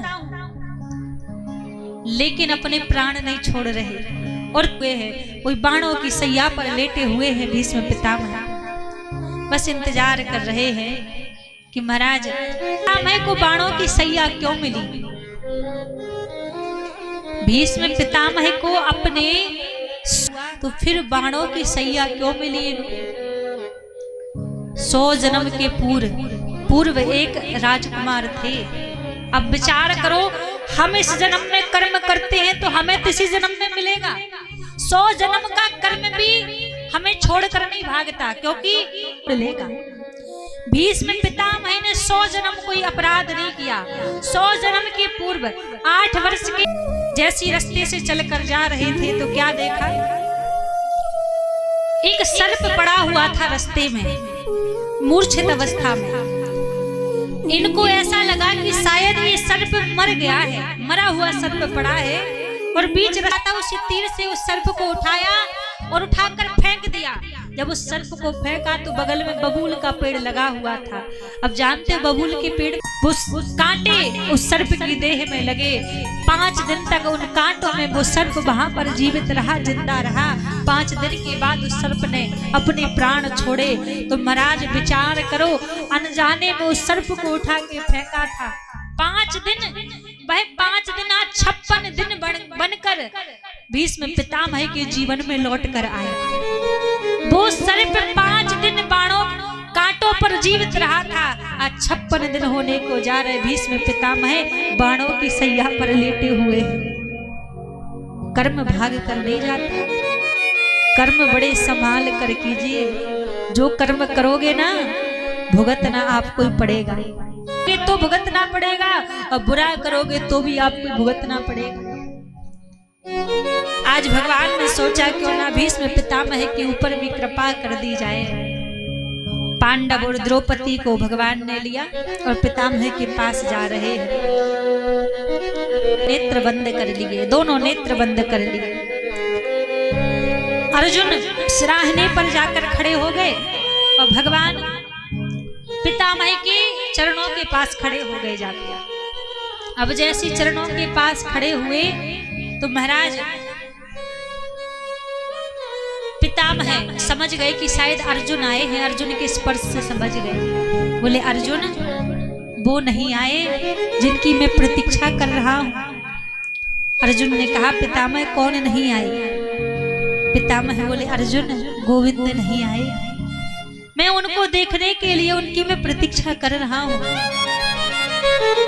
अर्जुन ने कहा पितामह एक बार नेत्र खोल कर तो देखो, जिनको आप देखने के लिए अभी तक जीवित हैं, जिनकी प्रतीक्षा कर रहे हैं, वो गोविंद आपके सन्मुख खड़े हुए हैं। जैसे पितामह ने अपने नेत्र खोले तो भगवान सामने खड़े थे, प्रभु को देखे जा रहे हैं, देखे जा रहे हैं। भगवान ने कहा अर्जुन, भगवान ने पितामह से कहा पितामह तुम्हें पता है ये पांडव भारतवर्ष के राजा बन चुके हैं, इनको कोई उपदेश दीजिए। भगवान ने आज्ञा की तो उपदेश दिया पितामह ने। पितामह कहते हैं अर्जुन पवित्र सेवा किए, धन पवित्र कर दान, मन पवित्र हर। कहते हैं जीवन में जब हम अपने तन से शरीर से भगवान की संतों की विप्रों की सेवा करते हैं तो जो पैसा रुपया कमाते हैं उसमें से कुछ अंश जब हम धर्म के कार्य में दान करते हैं तो हमारा धन पवित्र हो जाता है। और मन से जब हम भगवान का भजन करते हैं तो हमारा मन पवित्र हो जाता है। आपका खूब हष्ट पुष्ट शरीर है, खूब यंग युवा है आप, लेकिन आपके तन से कभी साधुओं की संतों की सेवा नहीं हुई, आपके तन से कर कमलों से कभी भगवान की सेवा नहीं हुई, तो किस काम की ऐसी देह, किस काम का ऐसा शरीर, फिर तो माटी के बराबर है। क्योंकि तन की सार्थकता भगवान की सेवा से है, संतों की सेवा से है। आप खूब करोड़ों रुपया कमा रहे हैं, खूब आपके घर में खूब धन वैभव इकट्ठा करके रख रखा है आपने, लेकिन धर्म के कार्य में किसी पूजा पाठ में देने के लिए आपके जेब में से 50 रुपया नहीं निकले तो महाराज आपका धन क्या काम का फिर। शास्त्र कहता है यदि हमने 10 रुपए एक दिन में कमाए हैं तो उसमें का एक भाग जो जिसका कमाया हुआ धन धर्म के कार्य में नहीं जाता तो उसकी महाराज 3 स्थिति होती है। यदि आपने जो धन रुपया कमाया है उसको आप यदि धर्म के कार्य में नहीं लगाओगे तो जाके मंत्रालय में कर देगा, वहां लग जाएगा। खूब जोड़ जोड़ के रख रहे हैं आप कि बेटे के भविष्य में काम आएगा, वो बेटा ऐसा निकल आया कि आपका सारा धन रुपया मंत्रालय में शराब पी पी कर उड़ा देगा। क्योंकि ये विधान है, धन पवित्र नहीं करोगे तो जब पैसा आता है तो जाने का रास्ता बना लेता है कि मुझे जाना कहां से है। बेटा शराबी निकल आए, घर में एक व्यक्ति शराबी निकल आए तो शराब में धन चला जाएगा। दूसरा धन का स्थान है, यदि धर्म के कार्यों में पूजा पाठ में आप दान नहीं करोगे ना तो दूसरा धन का स्थान है अस्पतालों में चला जाएगा धन। कोई तन में ऐसी बीमारी हो जाएगी, यहाँ आप 150 रुपया धर्म के कार्य में नहीं दे रहे, वहां लाखों रुपए अपने आप खुशी खुशी से गिन के अस्पतालों में देकर आओगे। यदि धर्म के कार्य में आपने धन को दान नहीं किया तो आपका धन गणिकाओं के पास चला जाएगा। कोई संतान ऐसी निकल आएगी कि महाराज वो इधर उधर उस पैसे को उड़ा देगी, किसी काम में नहीं आएगी। जात धन चोरी में के दारू खोरी में जो ना धर्म को दे। बुंदेली भाषा में ये लाइन लिखी है कि चला जाता है। इसलिए धन की पवित्रता है। हम ये नहीं कहते कि आपके घर में जितना है आप सारा धन दान कर दो, सब पूजा पाठ में लगा दो, नहीं। लेकिन जिस योग भगवान ने आपको दिया है, जितना सामर्थ्यवान भगवान ने आपको बनाया है, उस योग आप धर्म के कार्य में अवश्य। और मन से जब भगवान का भजन करते हैं तो मन की पवित्रता भगवान के भजन से है। और पितामह ने कहा इन 3 विधियों से व्यक्ति का कल्याण हो जाता है। आगे पितामह ने बोला अर्जुन, दूसरी बात, आंखों के सामने कभी पाप होते हुए मत देखो, महापाप होता है। जैसे ये शब्द कहा महाराज तो द्रौपदी खड़ी थी, द्रौपदी को हंसी आ गई। हंसी आई तो पितामह ने पूछा बेटी तुम्हें हंसी क्यों आई, तुम हंस क्यों रही हो? द्रौपदी ने कहा पितामह अभी अभी आपने कहा ना कि आंखों के सामने पाप होते हुए मत देखो, महापाप होता है। मैं आपसे पूछती हूँ कि आपने महापाप क्यों किया? जब द्रौपदी का चीरहरण हो रहा था उस सभा में पितामह भी तो बैठे थे। पितामह ने कहा थी इसलिए अभी मैं 56 दिनों से बाणों की सैया पर लेटा हूँ। मैंने जितना भी दुर्योधन का अन्न खाया था, कहा देखो मैं आप किसी से बात करना नहीं चाहता। देखे जा रहे हैं। देखते देखते भीष्म पितामह के मुख से एक वचन निकला, प्रभु मेरी एक कन्या है और मैं चाहता हूं। अब जब लगे पितामह अब तो ब्रह्मचारी हैं, आपने विवाह नहीं किया।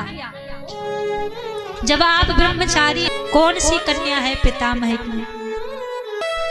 ये जो मेरी मति रूपी कन्या है, जो मेरी बुद्धि रूपी कन्या है, आज तक इसके योग मुझे बर नहीं मिला। पानी ग्रह संस्कार कर लीजिए। हाथ जोड़कर पितामह बोले प्रभु अब मैं जाना चाहता हूँ, अब मैं इस देह को जीवित रहने का वरदान है, इतने जल्दी क्यों जाना चाहते हैं? पितामह ने कहा प्रभु लोग जन्म जन्म तपस्या, जन्म जन्म मुनि जतन कराही, जन्म जन्म मुनि जतन कराही, जन्म जन्म मुनि जतन कराही, जन्म जन्म मुनि जतन कराई। अंत राम कहे आवत नाही, अंत राम कहे आवत जन्म जन्म मुनि जतन कराहे। ऋषि जन संत जन जन्म जन्म तपस्या करते हैं, क्यों? क्योंकि अंत में भगवान का नाम याद आ जाए। फिर भी भगवान का नाम याद नहीं आता। कहते अंत मति सो गति, अंत में जो मन में भाव होगा उसी प्रकार हमारी गति होगी। तो पितामह कह रहे हैं मेरा सौभाग्य देखो, आप मेरे सामने खड़े हो, मेरे नेत्र आपका दर्शन कर रहे। आज पितामह ने भगवान को देखते देखते अपने प्राण छोड़ दिए। पांडवों ने अंतिम संस्कार इत्यादि किया, भगवान द्वारिकापुरी चले गए। अब क्या हुआ? जिस बालक की भगवान ने गर्भ में रक्षा की थी, हुआ नाम परीक्षित हुआ। पांडवों ने जैसे धीरे धीरे परीक्षित बड़े हुए, सारा राजपाट परीक्षित को सौंप दिया और जाकर भ्रमण करते हुए जा रहे थे।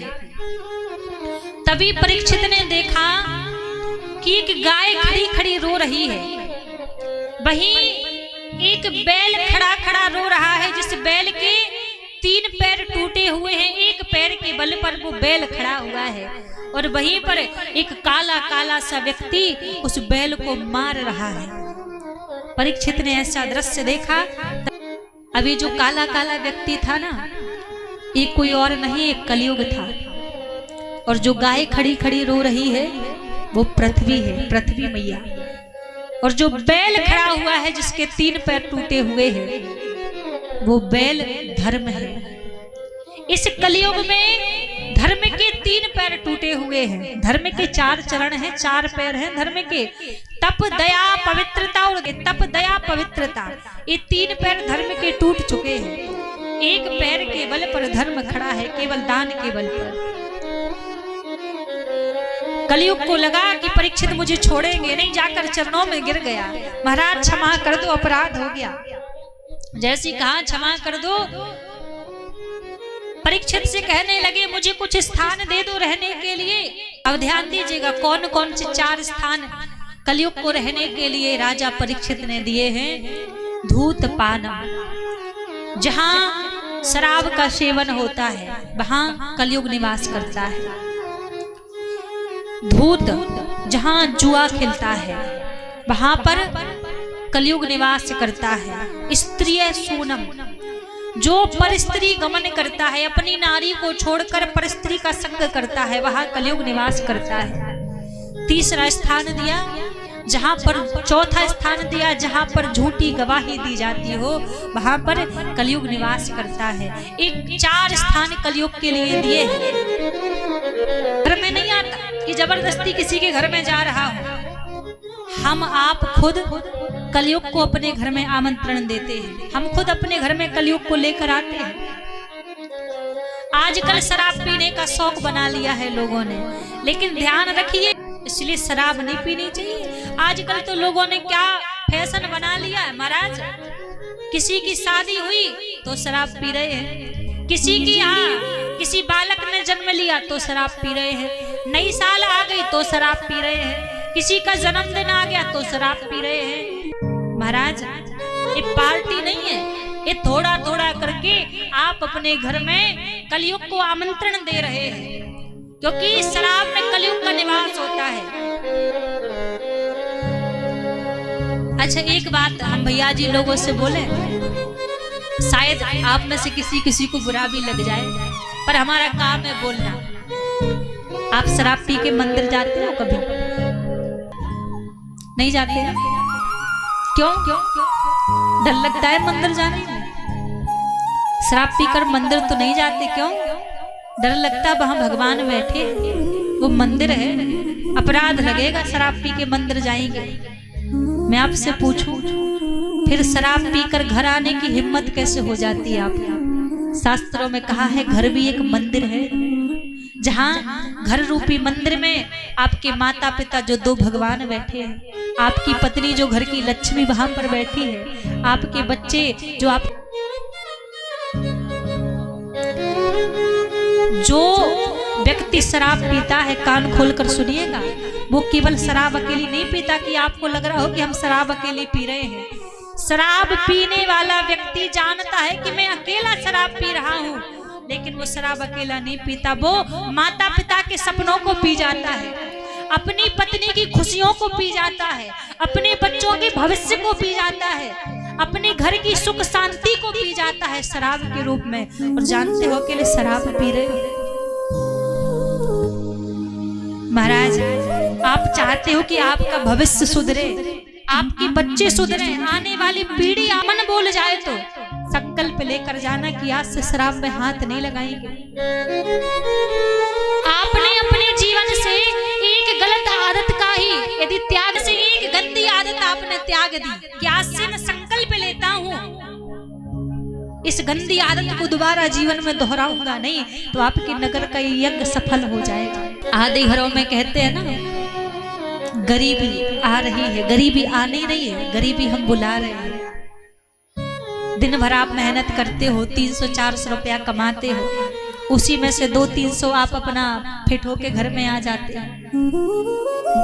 आपकी पत्नी बैठी है कि आएंगे कुछ पैसे रुपया लाएंगे घर में तो घर खर्च में निकालूंगी, बच्चे बैठे हैं पढ़ाई करनी है, स्कूल में पैसे देना है, पिताजी पैसे कमा के लाएंगे तो हम स्कूल की फीस जमा करेंगे, किसी अच्छे स्कूल कॉलेज में हम पढ़ लेंगे। लेकिन पिताजी, हमारा इसमें कोई स्वार्थ नहीं है कि हमारा कोई मतलब बन रहा हो या स्वार्थ बन रहा हो। हमें जो बात कह रहे हैं ना, आपके हित के लिए कह रहे हैं, आपके भले के लिए कह रहे हैं कि आपका जीवन अच्छे से बीत जाएगा। और महाराज मानो ना मानो खुशी आपकी, हम मुसाफिर हैं कल अपने घर जाएंगे। बात मानना ना मानना आपकी बात है, मार्ग दिखाना हमारा काम है, हम रास्ता दिखा रहे हैं कि छोड़ दो, त्याग कर दो इसका। कलयुग खिलता है, वहां भी कलयुग का निवास होता है। आजकल तो ऑनलाइन भी चल गया है, ये बड़े बड़े एक्टर गेम के द्वारा आपको जुआ खिला रहे हैं कि भैया तुम खेलो तो सही, पैसे लगाओ तो सही। और तीसरा कहा स्त्रीय सूनम। आजकल के पता व्यक्तियों की आदत क्या है, घर में सबसे सुंदर माता पिता ने पत्नी ढूंढ कर ला दी हो, लेकिन अपनी पत्नी सुंदर नहीं लगेगी, दूसरी की नारी के ऊपर नजर डालेंगे। ये पाप लगता है पर स्त्री के ऊपर गलत नजर से देखना, क्योंकि आप भाग्य नहीं बदल सकते। भाग्य में भगवान ने जिसको आप थी, जीवन नरक बन गया, जीवन नरक बना नहीं है, क्योंकि आपके भाग्य में जो लिखा था वही आपको मिला है। भाग्य का लेखा जोखा कोई मिटा नहीं सकता। हमारे जन्म से पहले ही भाग्य लिखा जाता है कि किसका विवाह किसके साथ में होना है। तो जहां भाग्य लिखा है विवाह वही होगा। तो जो भगवान ने जितना आपको दिया है उतने में प्रसन्न रहो, उतने में संतुष्ट रहो, क्योंकि आपके घर में मारोगे पीटोगे महाराज तो आपके घर से लक्ष्मी रूठ कर चली जाएगी, कभी लक्ष्मी नहीं रुकेगी। यत्र नारी पूज्यन्ते रमणते तत्र देवता। जहाँ नारी का सम्मान होता है महाराज वहीं पर लक्ष्मी निवास करती है, वहीं देवी देवता निवास करते हैं। जैसा जीवन साथी आपके लिए दिया है भगवान ने, उसी में प्रसन्न रहो, क्योंकि ये बात समझ लो, समर्पण एक स्थान पर होता है, जगह जगह समर्पण नहीं होता। प्रेम एक जगह होता है, जगह जगह प्रेम नहीं होता। तो ये 4 स्थान बताए जहां पर कलयुग का निवास रहता है। कलयुग कहने लगा परीक्षित से, राजन ये तो सब बेकार स्थान दिए हैं, कोई अच्छा स्थान और दे दो एक आध। तो परीक्षित के मुख से निकला कि जाओ सोने में निवास करो। अब कहते हैं सोने में भगवान का वास होता है। तो कहा कि महाराज जो सोना ईमानदारी से कमाया जाए उसमें भगवान का निवास होता है, जो बेईमानी से सोना कमाया जाए उसमें समीक ऋषि के आश्रम में परीक्षित पहुंचे। बुद्धि भ्रष्ट हो चुकी थी कलयुग के प्रभाव से।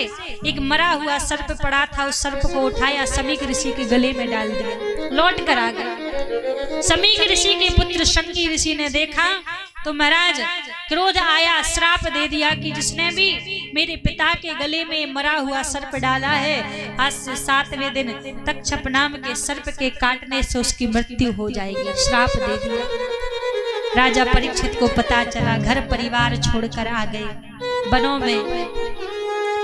जब सारा घर परिवार छोड़कर आ गए महाराज, सबसे एक ही प्रश्न करते हैं, मरने वाले व्यक्ति को क्या करना चाहिए। यहाँ पर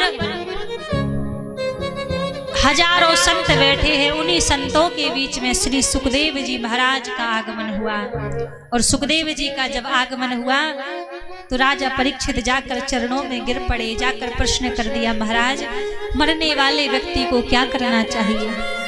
परीक्षित ने कहा, राजन ना जाने या श्वास की आवन होए ना हो, मरने वाले को तो हर एक श्वास श्वास पर भगवान का भजन करना चाहिए। सुखदेव जी महाराज राजा परीक्षित को कथा श्रवण करा रहे हैं।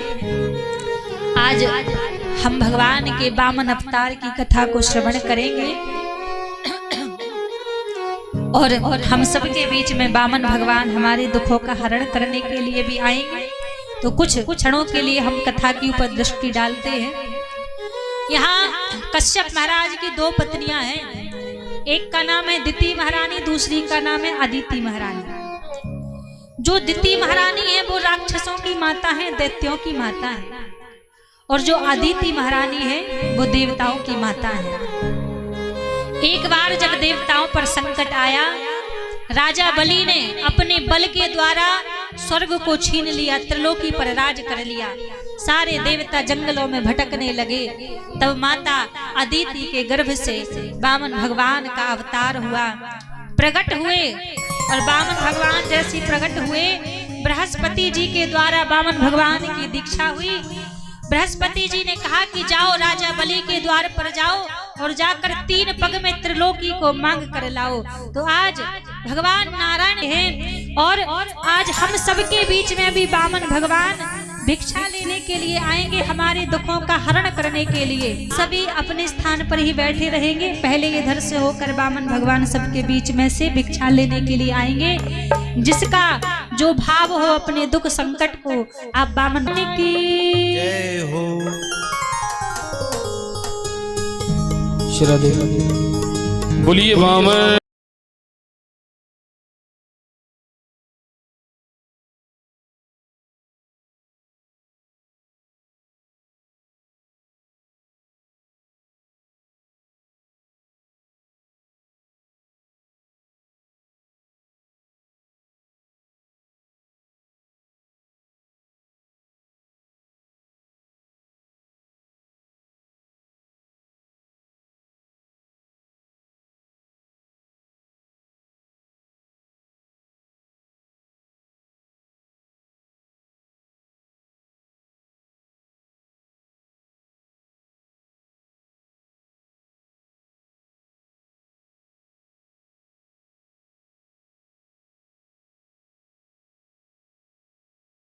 हे हरि वामन का रूप बनाए, बलि राजा को छलने आए।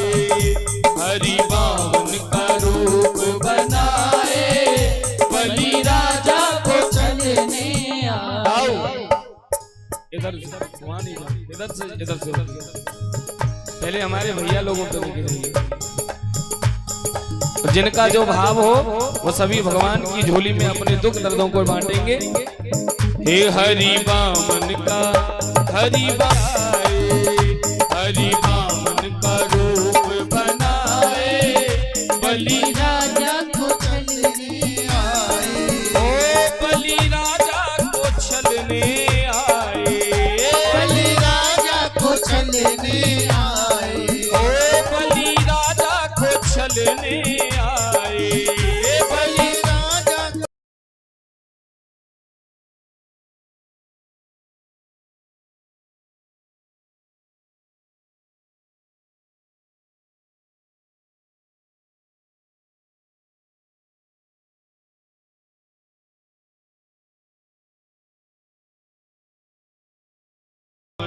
हे हरि वामन का रूप बनाए, बलि राजा को छलने आए। हरि वामन का रूप बनाए, बलि राजा को छलने आए। ओ बलि राजा को छलने आए, बलि राजा को छलने आए। ओ बलि राजा को छलने आए, बलि राजा को छलने आए। हे हरि वामन का को छलने आए। हरि वामन का रूप बनाए, बलि राजा को छलने आए। वामन भगवान की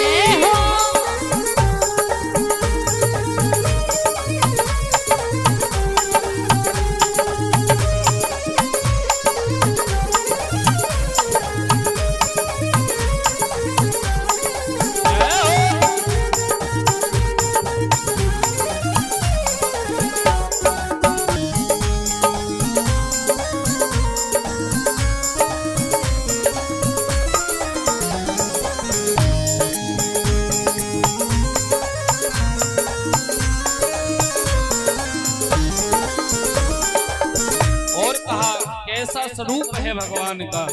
माथे तिलक सोहे, सिर पे छत्र सोहे। माथे तिलक सोहे, सिर पे छत्र सोहे। माथे तिलक सोहे, सिर पे छत्र सोहे। माथे तिलक सोहे, सिर पे छत्र सोहे। माथे तिलक सोहे, सिर पे छत्र सोहे। माथे तिलक सोहे, सिर पे छत्र सोहे। माथे तिलक सोहे, सिर पे छत्र सोहे। माथे तिलक सोहे, सर पे छत्र सोहे। माथे तिलक सोहे, सिर पे छत्र सोहे। माथे तिलक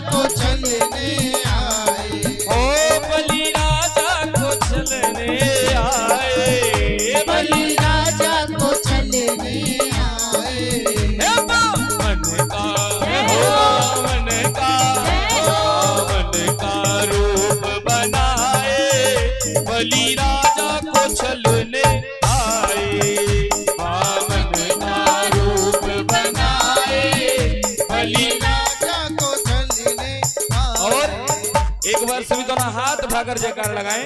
बोले वामन भगवान की, वामन भगवान की। हरि वामन का रूप बनाए, बलि राजा को छलने आए। रूप बनाए, बलि राजा को छलने आए।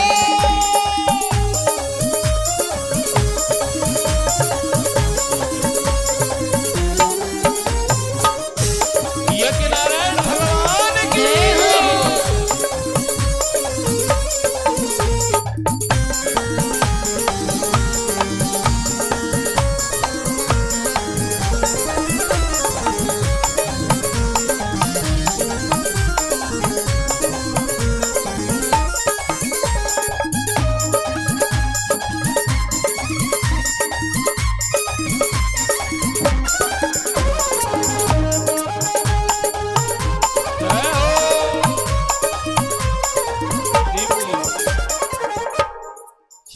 और महाराज आप सबके बीच में वामन भगवान आ रहे हैं, तो जिनका जो भाव हो प्रभु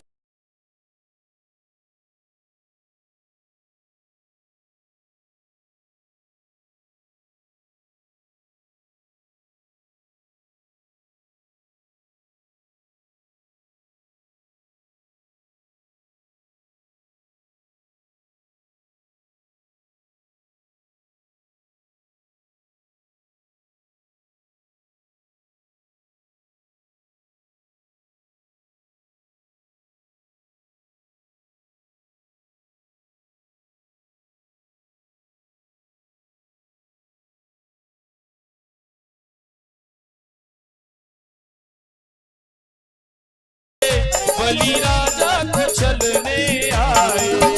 हरि वामन का रूप बनाए, बलि राजा को छलने आए। ओ बलि राजा को छलने आए, बलि राजा को छलने आए। हे वामन का, वामन का रूप बनाए, बलि राजा को छलने आए। वामन का रूप बनाए, बलि राजा को छलने आए।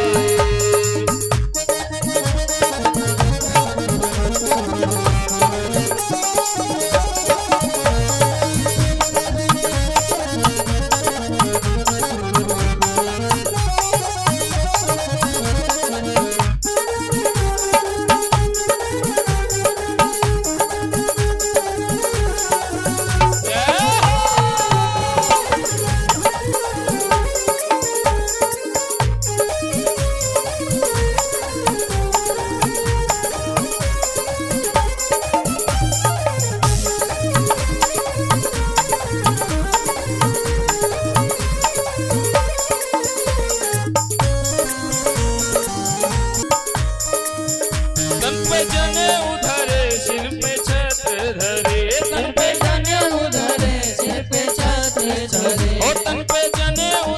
सिर चोटी सोहे, तन पे जने उधरे सिर चोटी सोहे, तन पे जने उधरे सिर चोटी सोहे, तन पे जने उधरे सिर चोटी सोहे।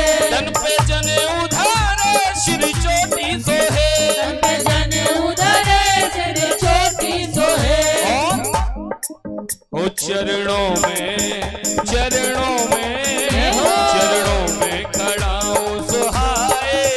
हरि वामन करो बलि राजा को छलने आए, ओ बलि राजा को छलने आए। बलि राजा को छलने आए, ओ बलि राजा को छलने आए। बलि राजा को छलने आए। आप बनाए बलि राजा को छलने आए। वामन का रूप बनाए, बलि राजा को छलने आए। वामन भगवान की।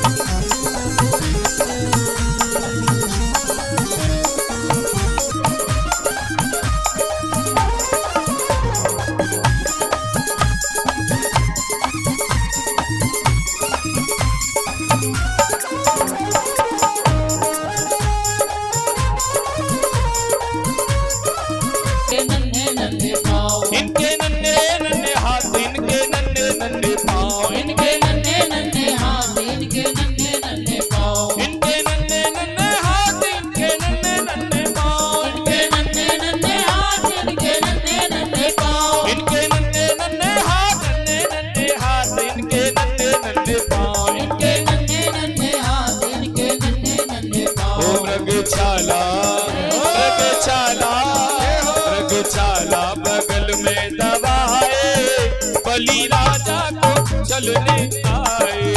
मृग ओ हरि वामन का रूप बनाए, बलि राजा को चलने आए। हरि वामन का रूप बनाए बलि राजा को चलने आए। ओ बलि राजा को चलने आए। बलि राजा को चलने आए। ओ बलि राजा को चलने आए। बलि राजा को चलने आए। और एक बार सभी दोनों हाथ उठाकर भगवान के स्वागत में सभी दोनों हाथ उठा के ताली के साथ हरि वामन का, हरि वामन का, हरि वामन का रूप बनाए, बलि राजा को चलने आए। हरि वामन का रूप बनाए, बलि राजा को चलने आए।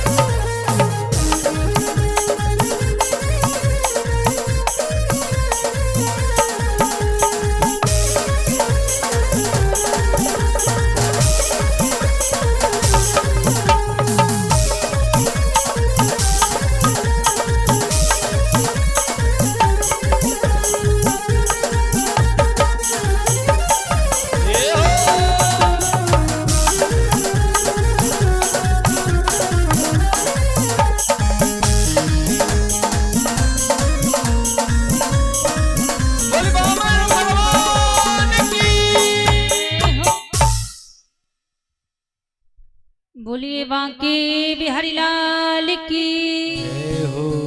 आप सबके बीच में प्रभु आ रहे हैं, तो जिनका भाव हो भगवान को जो भिक्षा प्रदान करने। और महाराज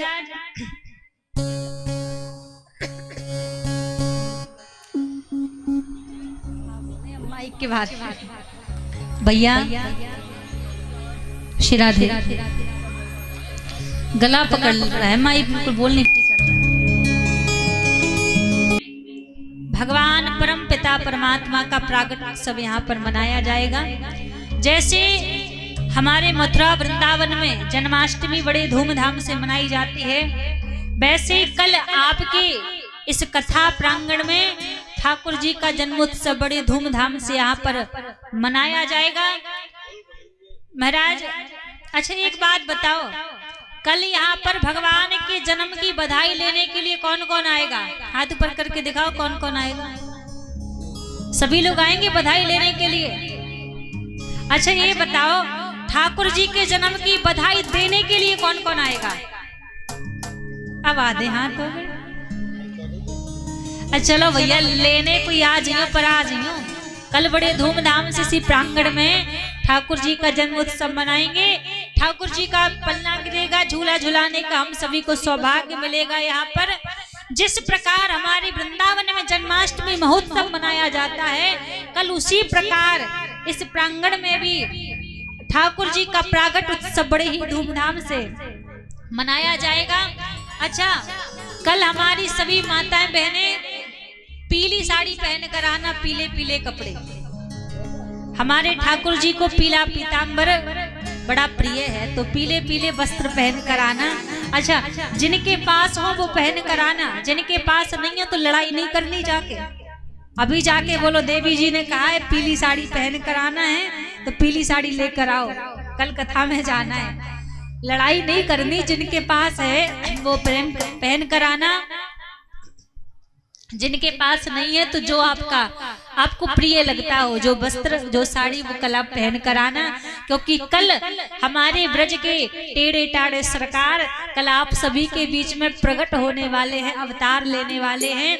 कल मंच के द्वारा आप सभी को यहाँ से बधाइयां लुटाई जाएंगी। हमारी समिति के द्वारा बड़ी सुंदर कल की व्यवस्था की गई है। आप सभी को लड्डू मिठाई इत्यादि की बधाइयां यहाँ मंच के द्वारा लुटाई जाएंगी। कल बड़े ही धूमधाम से भगवान का प्रागट उत्सव यहाँ पर मनाएंगे और सभी लोग अपने स्थान पर खड़े हो जाएं। सभी लोग खड़े हो जाएं, बस 2 मिनट उत्सव का आनंद लेंगे, फिर आरती की ओर चलेंगे। और जिनके लिए आरती के लिए आज बोला गया है तो वो मंच पर आरती के लिए आ जाएं। जिनको बोला गया है समिति से वो मंच पर आ जाएं, बाकी के लोग अपने स्थान पर खड़े हो जाएं। और जो बीच में माताएं बैठी सबको खड़ा हो जाना है।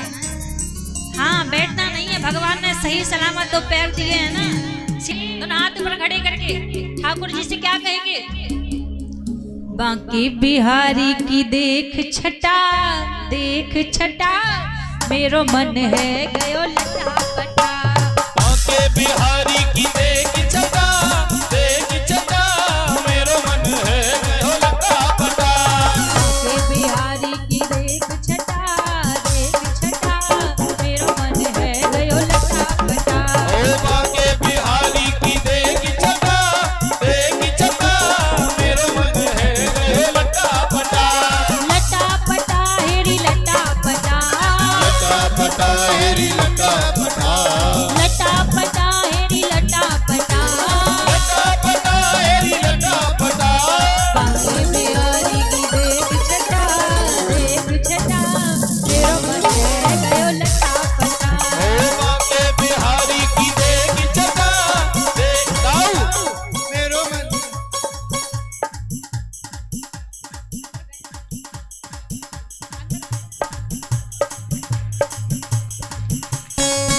हे बांके बिहारी की देख आगे करके और जिनको पूजन करना हो वो पूजन भी करते रहेंगे और बाकी के लोग अपने स्थान पर खड़े होकर दोनों हाथ पर खड़े करेंगे सभी। हे बांके बिहारी की देख छटा मेरो मन है गयो लटा पटा। बांके बिहारी की देख छटा मेरो मन है गयो लटा पटा। हे लटा पटा हेरी लटा पटा। लटा पटा हेरी लटा पटा। लटा पटा हेरी लटा छटा मेरो मन है गयो लटा पटा। बांके बिहारी की देख छटा मेरो मन है गयो लटा पटा। देखिए, जो हमारे समिति के आरती के लिए सदस्य हैं उनसे सभी से निवेदन है कृपया शीघ्र मंच पर आ जाएं आरती के लिए। और मैं निवेदन करूंगा परम पूज्य आदरणीय आचार्य श्री जयदेव जी महाराज श्री के चरणों में कि आप भी मंच पर पधार कर मंच की शोभा बढ़ाएं। पूज्य महाराज श्री आज सभी मस्ती में झूमते हुए दोनों हाथ लगते हैं। बांके बिहारी की देख छटा मेरे मन है गयो लटा पटा। बांके बिहारी की देख छटा मुरली वाले तेरा।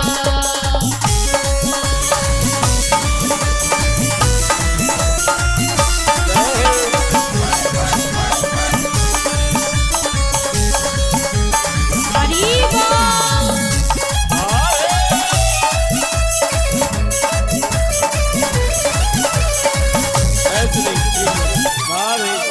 किस किस का दिल दीवाना है ठाकुर जी का? दोनों हाथ रख के गई।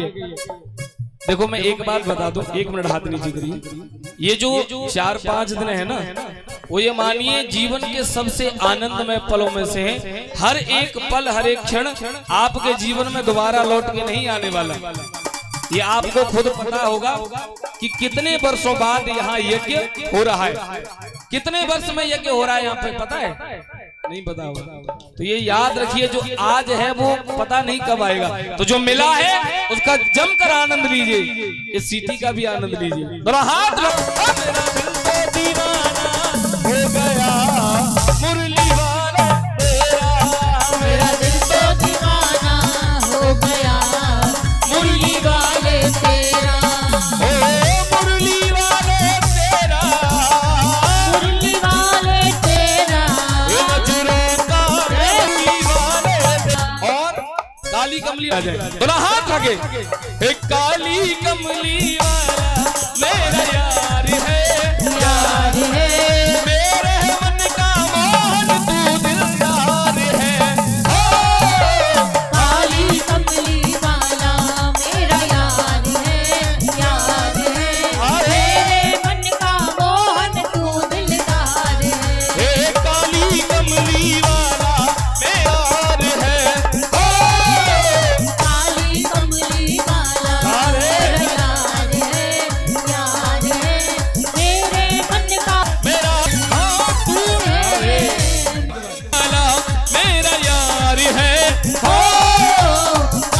पीछे तब सभी। अरे मैया उठा लो, 4 दिन बाद कोई ना पूछेगा तुम्हें। हाँ सभी दोनों हाथ उठा करके कहिए धीरे धीरे धीरे धीरे धीरे धीरे धीरे धीरे धीरे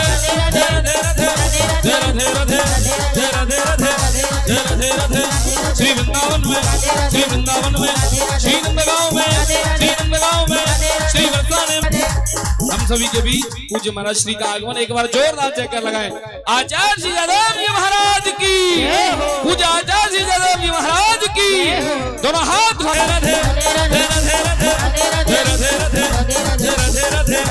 जय श्री राधे।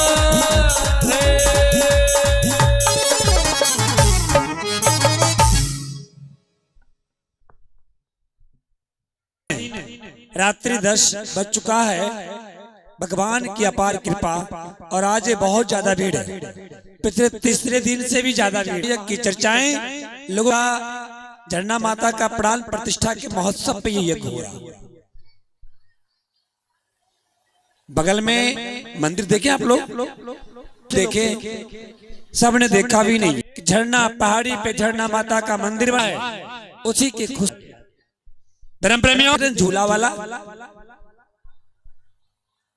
झूला वाला बाहर का भागलपुर का था मालिक, वो यहाँ आए थे कमेटी के साथ, सट्टा वगैरह एग्रीमेंट किया था कि हम यहाँ झूला लगाएंगे 10,000। तो यहाँ के कुछ लोगों ने उसको धमका के भगा दिया कि तुम कहाँ जा रहा झूला लगाने के लिए उस जंगल में। उस जंगल में तुम्हारा बोहनी भी नहीं होगा, उस जंगल में तुम्हारा स्टाफ का पेट भी नहीं बढ़ेगा। अब वो बेचारा भाग गया, हड़क गया, उसका 10,000 रुपया चंदा भी चला गया और आया भी नहीं। धर्म प्रेमियों 1-2 साल नहीं, हम तो 9 दिन का यज्ञ कर रहे हैं पहाड़ी पे, मात्र 9 दिन का। 1-2 साल नहीं, जिस महापुरुष के नाम पे आज यज्ञ हो रहा, श्री राम जानकी महायज्ञ, 14 वर्षों तक प्रभु श्री राम इसी पहाड़ी इलाके में, वन में, जंगल में वनवास करते रहे। और हम सब लोग इलाके के लोग, एक दूर दूर से लोग आ रहे हैं।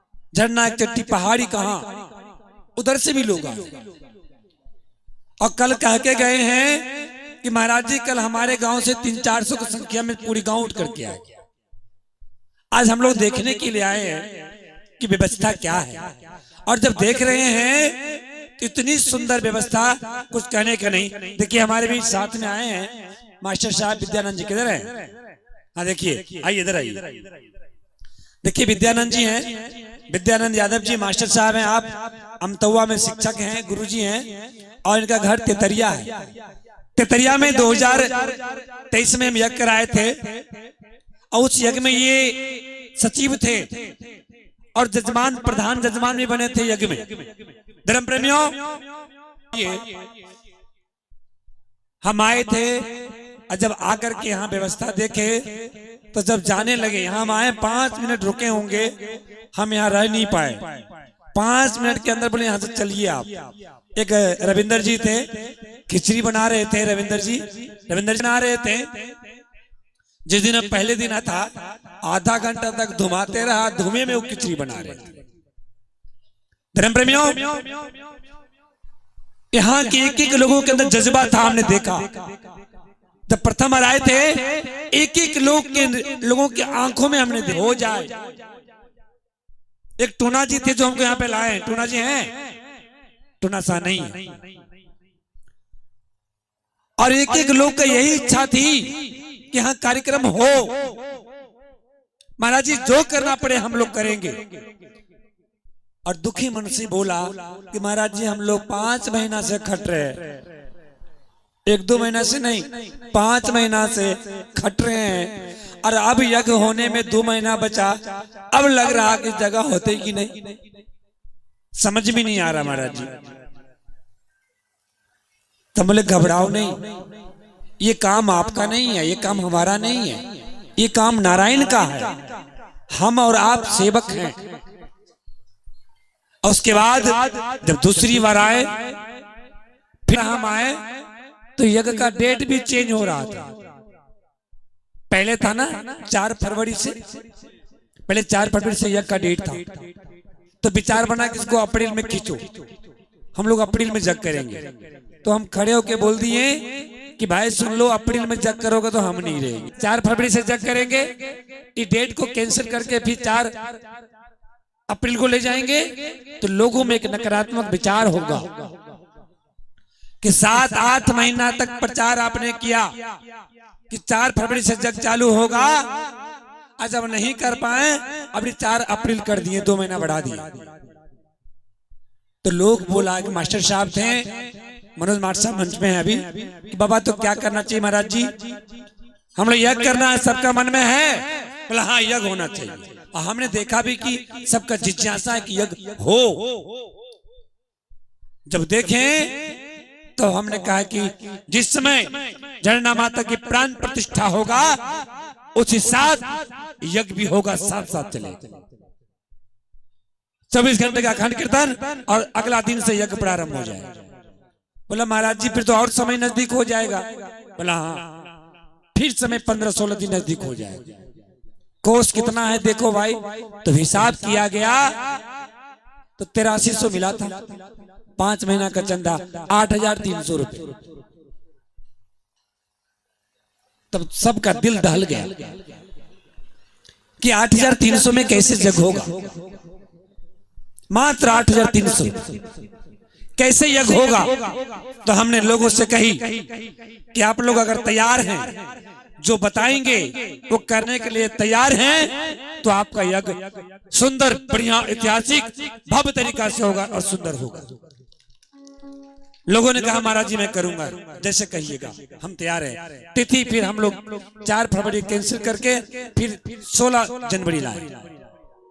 ये तिथि फाइनल हो गया हमारा। उस दिन एक बैठक किए थे बनरझोप में, है ना, 26 शाह जी के घर पे दरवाजा पे बैठक किए थे। अब पहली बैठक थी हमारी धन संग्रह करने का, और पहला बैठक में हमने धन संग्रह में 1,40,000। फिर नित्य दिन बैठक रात 12 बजे तक अकेले जाते थे, इधर से अकेले जाते थे। उसमें थोड़ी ठंड कम थी तो हम बुलेट से आते थे, बाइक से खुद अकेले चला करके आ जाते थे, अकेले जाते थे। एक दिन क्या हुआ घटना बता देते हैं कि 2-3 आदमी, कोई भी पीछे से बाइक जा रहा होगा कहीं से, हम भी जा रहे थे, हम भी 2 बाइक से थे, 2 बुलेट से हम भी जा रहे थे। पीछे से कोई बेचारा भला आदमी था, वो भी पीछे से जा रहा था। हमें लग रहा कोई रगेदरा, हमें लगा कि हमें कोई रगेदरा छीनने लूटने के लिए, लेकिन भला आदमी था, वो गलत आदमी नहीं था। धर्म प्रेमियों, फिर उस दिन से हमने विचार बनाया कि अब हम नहीं आएंगे, अब हम अपनी गाड़ी से आएंगे। फिर उस दिन से हम अपनी निजी गाड़ी से आने लगे। और आज तक मैं कार्यकर्ताओं को धन्यवाद देना चाहता हूं, इस इलाके के सभी कार्यकर्ताओं के, जो रास्ता हमने बताया, जो पथ बताएं, वो सारे लोग फॉलो किए, सारे लोग स्वीकार किए। और यही नतीजा है कि सारे लोग स्वीकार किए, तब जाकर के परमात्मा की अपार कृपा के साथ, आशीर्वाद के साथ इतनी सुंदर कार्यक्रम हो रहा है। हरेश यादव जी, कुछ लोग बोला बाबा हरेश जी से भंडारा नहीं संभल, तो कल आप शांत रहिए, बल हरेश जी के रखो मेला प्रभारी, आप शांत रहिए। ये हम नहीं कर रहे हैं, आप नहीं कर रहे हैं, ये स्वयं नारायण करवा रहे हैं।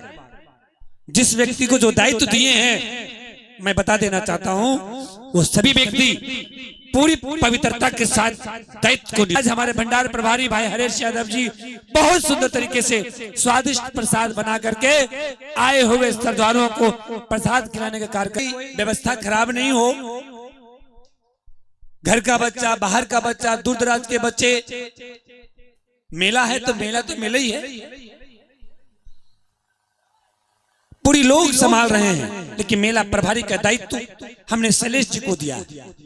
पूरी पवित्रता से शैलेश भाई इस सिस्टम को, अब पूरी कमेटी इसमें लगी हुई है। बहुत बहुत आभार मेला प्रभारी को। जो जल पी रहे हैं दोनों युवा टंकर में पानी भरने का काम कर रहा है। क्या नाम है? भाई श्री मनोरंजन कुमार और कांग्रेस कुमार, दोनों भाई एकदम कहीं भी रहता है, खाना भी खा रहा और माइक से कह दिया कि जल प्रभारी कहाँ है, तो बेचारा खाना ढक करके चलाता है अपना पानी भरने के लिए, बाद में खाना खाता है। मैं ऐसे लोगों को बहुत बहुत हृदय से साधुवाद। हमारी यज्ञ समिति के कुछ आर्थिक कोष कल कमजोर दिख रहा था हमें, हम 2 घंटे से मीटिंग कर रहे थे, तो बोला महाराज जी ऐसे ऐसे जो भी समस्याएं बताते हैं हमको, हमने कह रखी है जो भी प्रॉब्लम है बताओ, दुनिया की सारी समस्याओं का निदान होता है, लेकिन जानेंगे तब ना। तो बताए, आज मैं अध्यक्ष जी को धन्यवाद देना चाहता हूँ। आज हमें जानकारी मिली कि अध्यक्ष जी भी कहां कहां से जाकर के काफी धन संग्रह करके लाए हैं। मैं बहुत बहुत साधुवाद और धन्यवाद देता हूं। ऐसे हमारी पूरी टीम, मैं आज गुराडी के सभी दानदाताओं को धन्यवाद देना चाहता हूं। कल तक मैसेज था महाराज जी 40% चंदा हुआ है गुराडी में, 60% नहीं हुआ है। एक आदमी कह दिया हमको महाराज जी अब वहां गुराडी में चंदा अब देवो नहीं कर तो, चलिए ऐसे मत बोलिए, आप ऐसे काहे बोल रहे? सब लोग देगा। हमने गुराडी का टीम खड़ा किया रात को, और आज सभी नौजवान भाइयों ने घूर घूर करके गुराडी के एक एक घर से लगभग 95% चंदा हमारे पास जमा हो चुका है, मात्र 5% बचा है, और उम्मीद करते हैं कल से परसों तक वो भी हो जाए, कल हो जाए। एक बार गुराडी के पूरे गांव को बहुत बहुत हृदय से साधुवाद धन्यवाद। इस इलाके में सबसे अधिक चंदा देने वाला कोई गांव है तो छोटा सा गांव, मजदूर क्लास का गांव, वो एक चट्टी गांव सबसे ज्यादा चंदा देने वाला। हमने कल्पना नहीं किया था, लेकिन हमने लोगों को बैठा के कहा कि यज्ञ आपने प्रारंभ किया है, गुर्राटी, बनरझोप, कुशीदोल और भी अन्य गांव ये आपका सहयोगी है। लोगों ने स्वीकार किया कि बात सही है महाराज जी।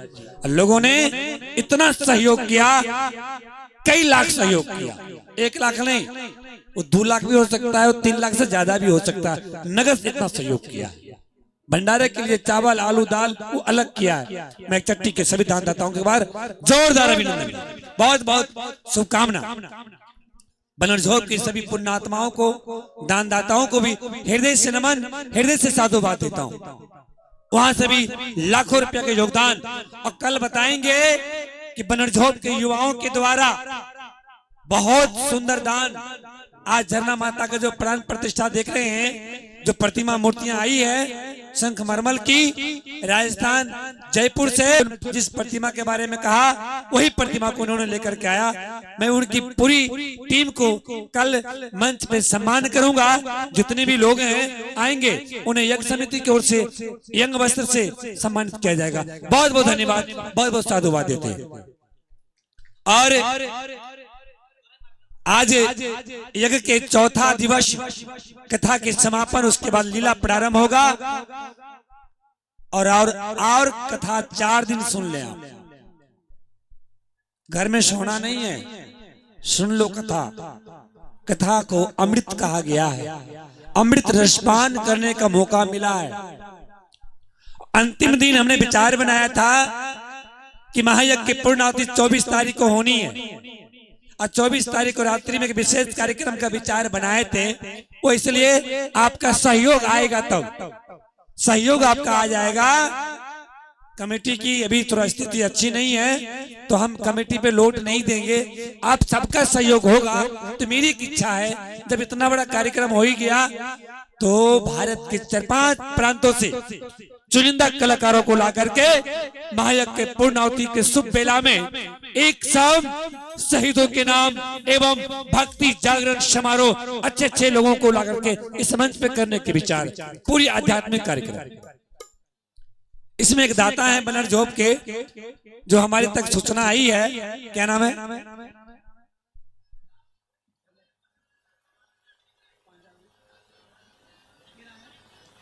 हाँ, तो हमें एक दान आया है कि महाराज जी जो आपने कल घोषणा किया एक शाम शहीदों के नाम एवं भक्ति जागरण समारोह, तो उसमें अगर वो प्रोग्राम होगा तो हम अपने ओर से 5100 रुपया का अलग दान करेंगे। जग में दान तो कर ही रहे हैं, उस कार्यक्रम के लिए अलग से दान करेंगे। उसमें भी बड़ा खर्च है, तो मैं अपील करूंगा कि एक प्रांतों से कलाकारों को लाने की कार्य कर रहे हैं। कल से टीम बनाना स्टार्ट कर देंगे। इसमें और भी कोई लोग 500, 200, 1000 देना चाहते हैं, इसका कलेक्शन हम लोग अलग से कर रहे हैं, तो आप देंगे, उसका घोषणा भी किया जाए। तो पहला दान 5100 रुपया आया है। अच्छा, 5100 रुपया गोविंद यादव जी हैं, गुराइडी की हैं, उनके सहयोग से मिलाते हैं। एक बार जोर से बोले, बोलो यज्ञ पुरुष भगवान की, कन्हैया लाल की। बहुत बहुत शुभकामना। अब तमाम श्रद्धालुओं को यज्ञ समिति पूरी आस्था के साथ हार्दिक अभिनंदन करती है। आगामी और 5 दिनों तक चंद्रमा मनसोदादिजो सूर्यो वजायत श्रोत्रा द्वादश प्राण न जायत। सभी खड़े हो जाएंगे, खड़े होकर के सभी आरती में सम्मिलित हो। सभी माताएं खड़ी हो जाएं। अरे मैया खड़ी है, जाओ सामने बैठी हो। कोई सभी खड़ी हो जाएं। वृद्ध हैं, कोई बात वृद्ध कृष्ण महाराज जी सभी। एक बार सभी प्रेम तो श्री राधे राधे। आइए सभी भगवान की आरती में सम्मिलित हो। ओ श्री बाके बिहारी तेरी आरती गाऊं, बाके बिहारी तेरी आरती गाऊं। ओ हे गिरधारी तेरी आरती गाऊं, हे गिरधारी तेरी आरती गाऊं। ओ आरती गाऊं प्यारे आपको आरती गाओ,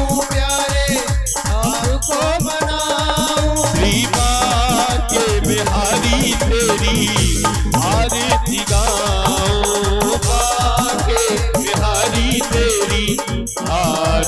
गाओ।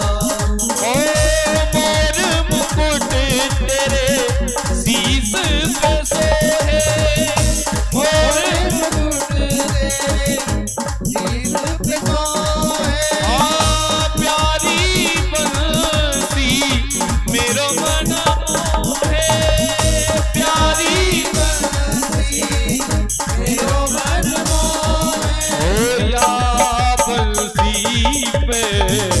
बल बल जाओ, बिहारी तेरी आरती गाओ। चरणों से निकली गंगा प्यारी, चरणों से निकली गंगा प्यारी। जिसने सारी दुनिया तारी, दुनिया तारी। मैं उन चरणों में शीस नवाऊं, बिहारी तेरी आरती गाऊं। ओ श्री हरिदास के प्यारे तुम हो, श्री हरिदास के प्यारे तुम हो। श्री हरिदास के प्यारे तुम हो, श्री हरिदास के प्यारे तुम हो। मेरे मोहन जीवन धन हो, मेरे मोहन जीवन धन हो। मैं युगल छवि के दर्शन पाऊं, बाके बिहारी तेरी आरती गाऊं। ओ हे गिरधर तेरी आरती गाऊं, हे गिरधर तेरी आरती गाऊं। ओ प्यास दास के नाथ आप हो,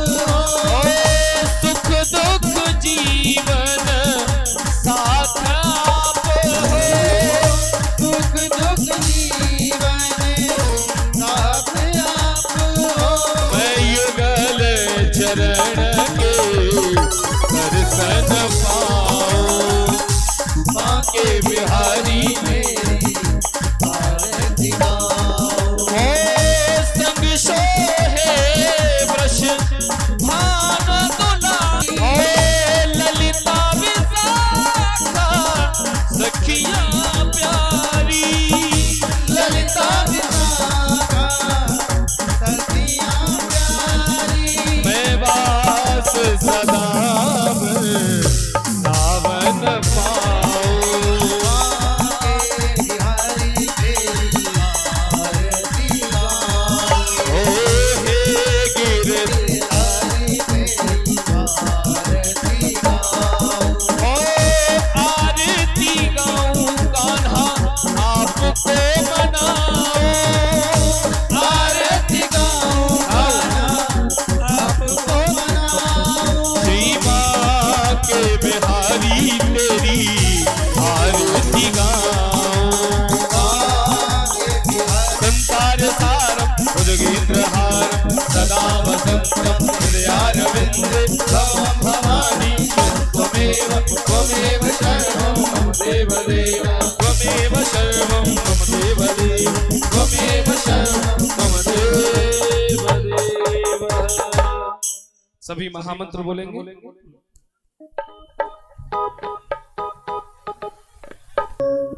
आइए एक बार सभी लोग महामंत्र बोलेंगे, उसके बाद रासलीला प्रारंभ होगी। हरे राम राम राम हरे हरे हरे कृष्णा कृष्णा कृष्णा हरे हरे। हरे राम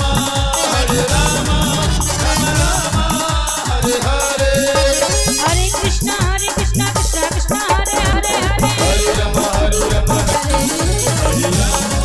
करके सभी हरे राम हरे कृष्णा कृष्णा कृष्णा कृष्णा हरे हरे। राम राम हरे हरे कृष्णा कृष्णा हरे हरे। राम राम हरे हरे कृष्णा कृष्णा हरे हरे। राम राम हरे हरे। बोली भागवत महापुराण की जय। यज्ञ नारायण भगवान